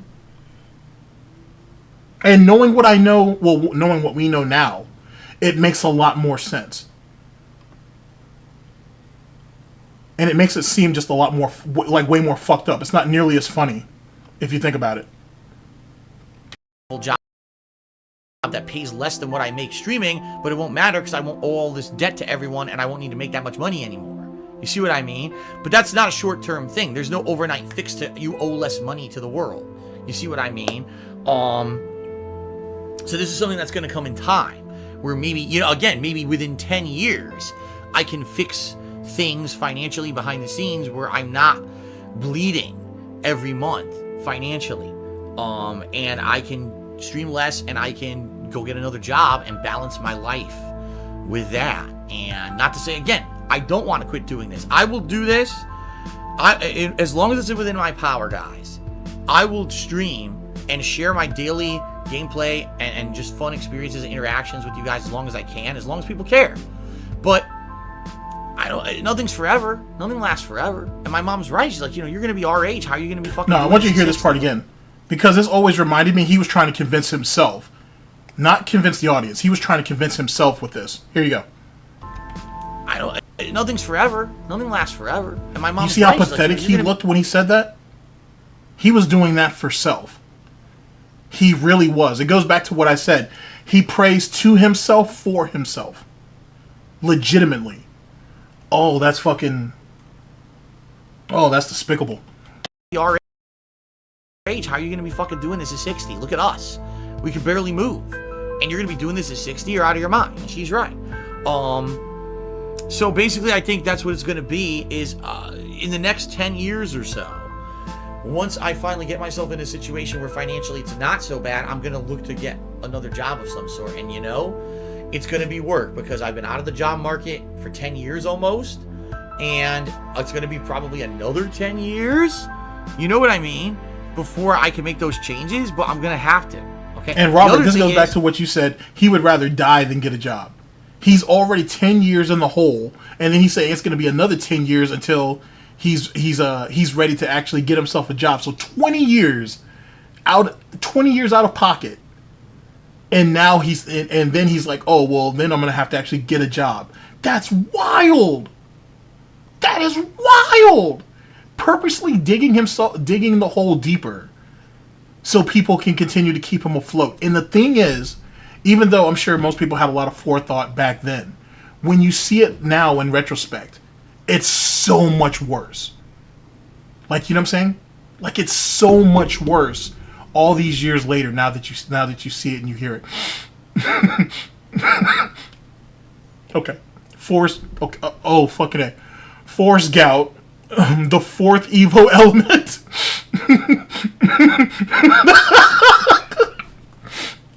Excuse me. Oh my god. Lord of the Tips. The two dits! The rule of dits. That's godlike. I mean, that's not what you said, but that's godlike. And my mom's absolutely right. She says, you just can't keep doing what you're doing anymore. Like, if you literally cannot pay your bills, something's got to give. So, as afraid as I am of if I don't pay a certain thing, I'll ruin my credit or whatever, right?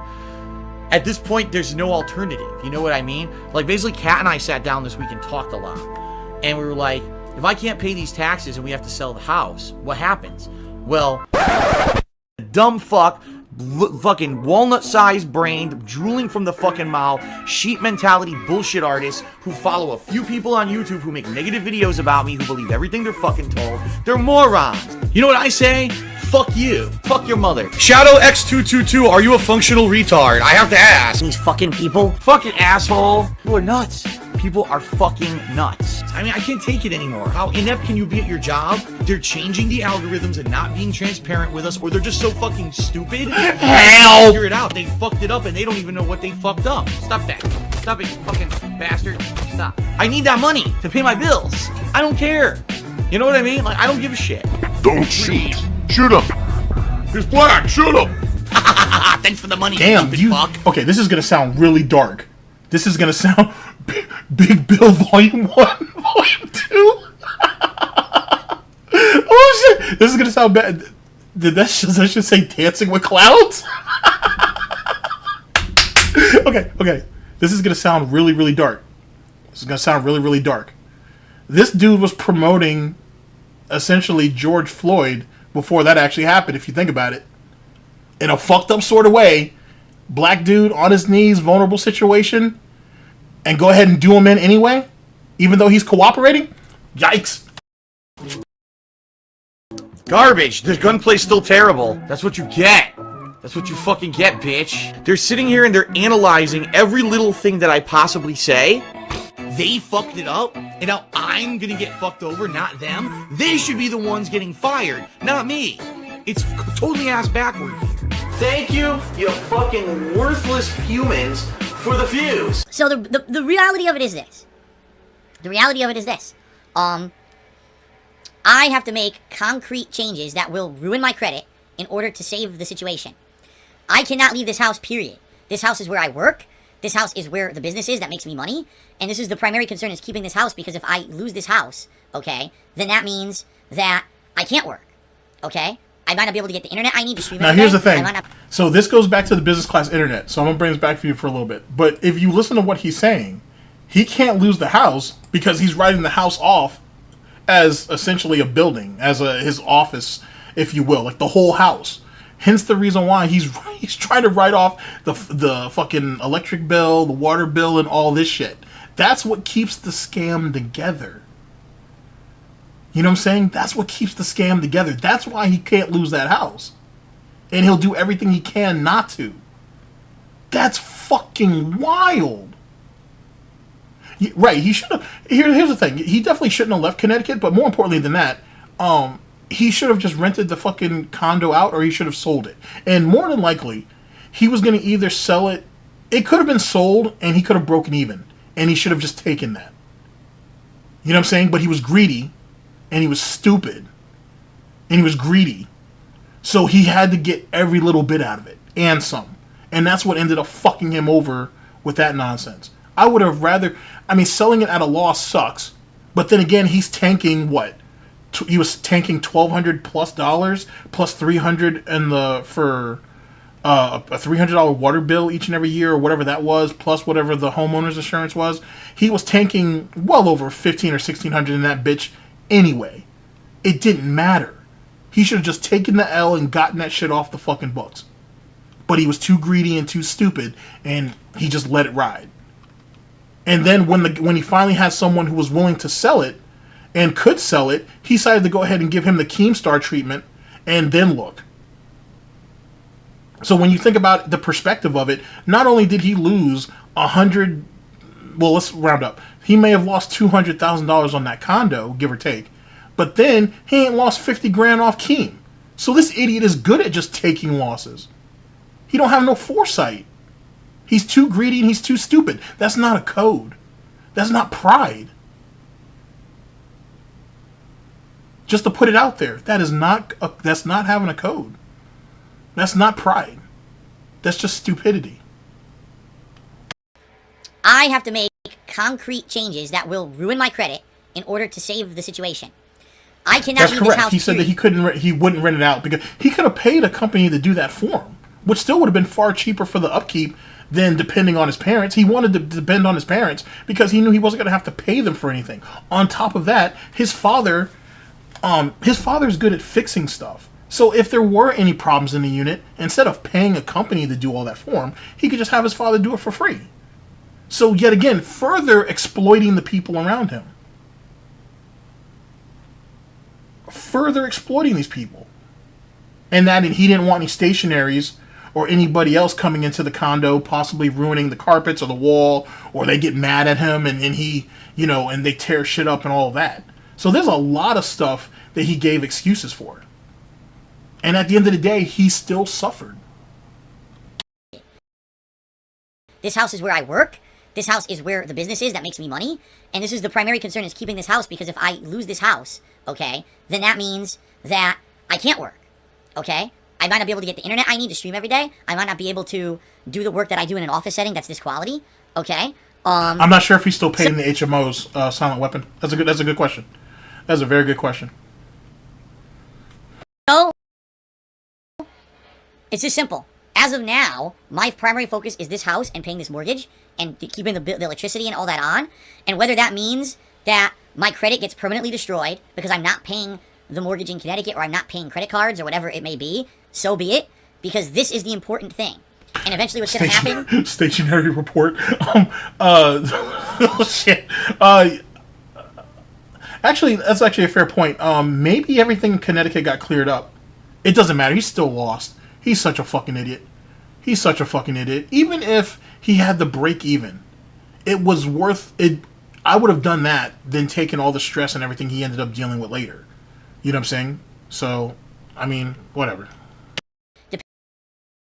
depending on what happens, how much I can afford and the like, is probably eventually that condo that I have in Connecticut that's a money pit that I can't get rid of and I can't rent and I can't sell, they're going to get foreclosing. They're going to foreclose on it and take it out of my name, and that's going to be a tremendous financial burden off of me. It's going to be at the expense of my credit, but at this point, I don't see another way out. The other thing with the credit cards is I know that with certain credit card companies, you can call and negotiate and say, listen, I'm in a bad financial position right now. I'm just in dire straits. I have a ridiculous amount of back taxes I owe the federal government and that I can't pay them. So obviously I can't pay you anymore, because if I don't pay the back taxes, they're just going to start taking my money and you're going to get nothing. So what I need to do is negotiate with these credit card companies and say, I can pay half of what you actually want, but you have to lower my interest rate to make that affordable so that the card doesn't just keep racking up and never get paid down.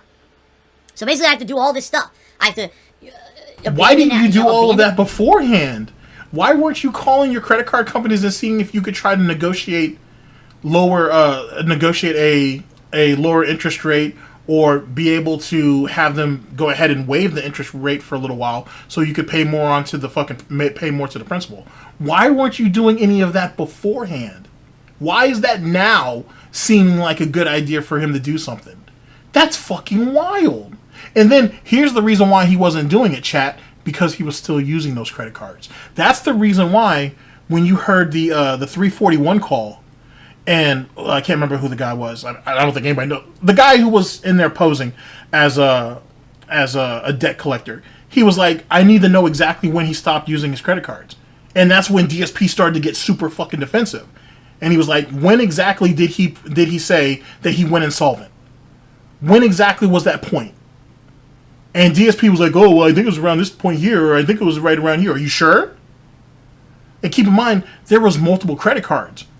So it wasn't like DSP just, did he stop one or two credit cards and then pick up a couple more? When did he do all that? Wow. Fucking wow. A property in Connecticut. I have to negotiate with credit card companies, and this is going to permanently fuck my credit up. That's really what I have to do, and I committed to my mother that I'm doing it. I said, I will commit to you, Mom, that I'm going to do this because you're right. There's no way to pay everything anymore, and I now have a wife. We have a life together. You know what I mean? And we have to make these changes because we can't keep going this way until something goes wrong. So after this long, this was hours. This conversation was hours. All right. After this long conversation with my parents, finally, basically my mom said, well, since you can't go on the honeymoon, how much do you need to get on this payment plan for these taxes and basically not get completely screwed over? I told her. She gave me the money. She gave me enough money that combined with what she gave me, combined with what you guys gave me, all right, is enough to now pay the government, and my tax attorney will work with the government to qualify for the payment plan. But you already qualify for the payment plan if you gave the money up if you gave up a lump sum. That right there in enough initiated him requesting a payment plan and them giving it to him. It's not like you had to pay him extra for that. What the fuck? What the fuck? This shit is unraveling. Holy shit. Okay, let me pick a few of these because this video's almost over. Okay, Beg Hard, the Phil Burnell story, No Country for Old Dents, Phil Burnell and the Last Tip, no chargebacks for old dents. Oh, that's so good. Day of the Dents chargeback. So, essentially, I am still going to have to try to make a lot of money because I'm going to have an additional new payment coming out of nowhere now. I don't even know what it's going to be. I was assuming probably $500 to $1,000 a month, but it depends on what the terms they give me for this payment plan. And what I'm going to have to do is, like I said, number one, dump the condo in Connecticut. Just don't pay it anymore till they foreclose. That's money in my pocket. And number two, make negotiations with all my credit card companies to pay like half. Because if I could pay half of what I'm paying now, that's a lot of money in my pocket. And between those two, I should be making enough to not only pay all my bills that I absolutely need to pay to keep the business going and keep this house, but also enough to pay my taxes. We're out of the water for the short term. Long term, who fucking knows what's going to happen? Because it seems like every time I get to this situation and something's going right, something creeps the fuck up out of the under the rug, or crawls out of the toilet, or shoots out of a monkey's ass at me and hits me. I mean, so many things have happened over the years with bullshit.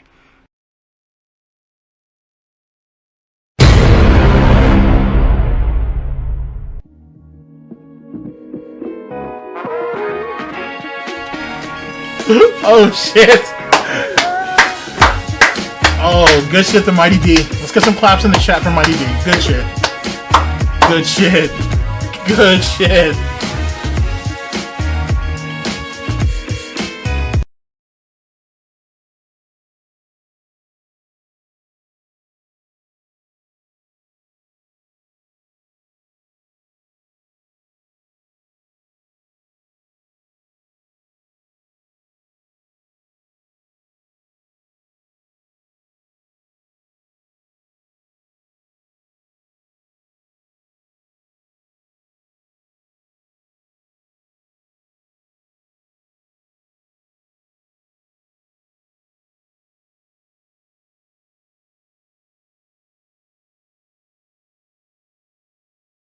Oh, my bad. I was muted. I'll see you guys in just a second. Let me just throw everything over.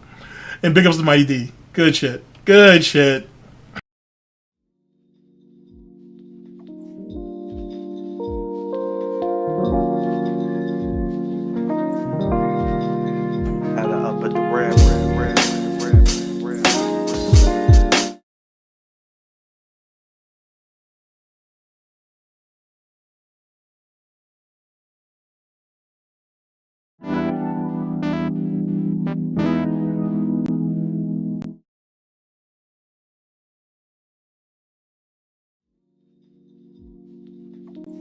My bad, chat. OBS is acting silly right now. Give me just a second.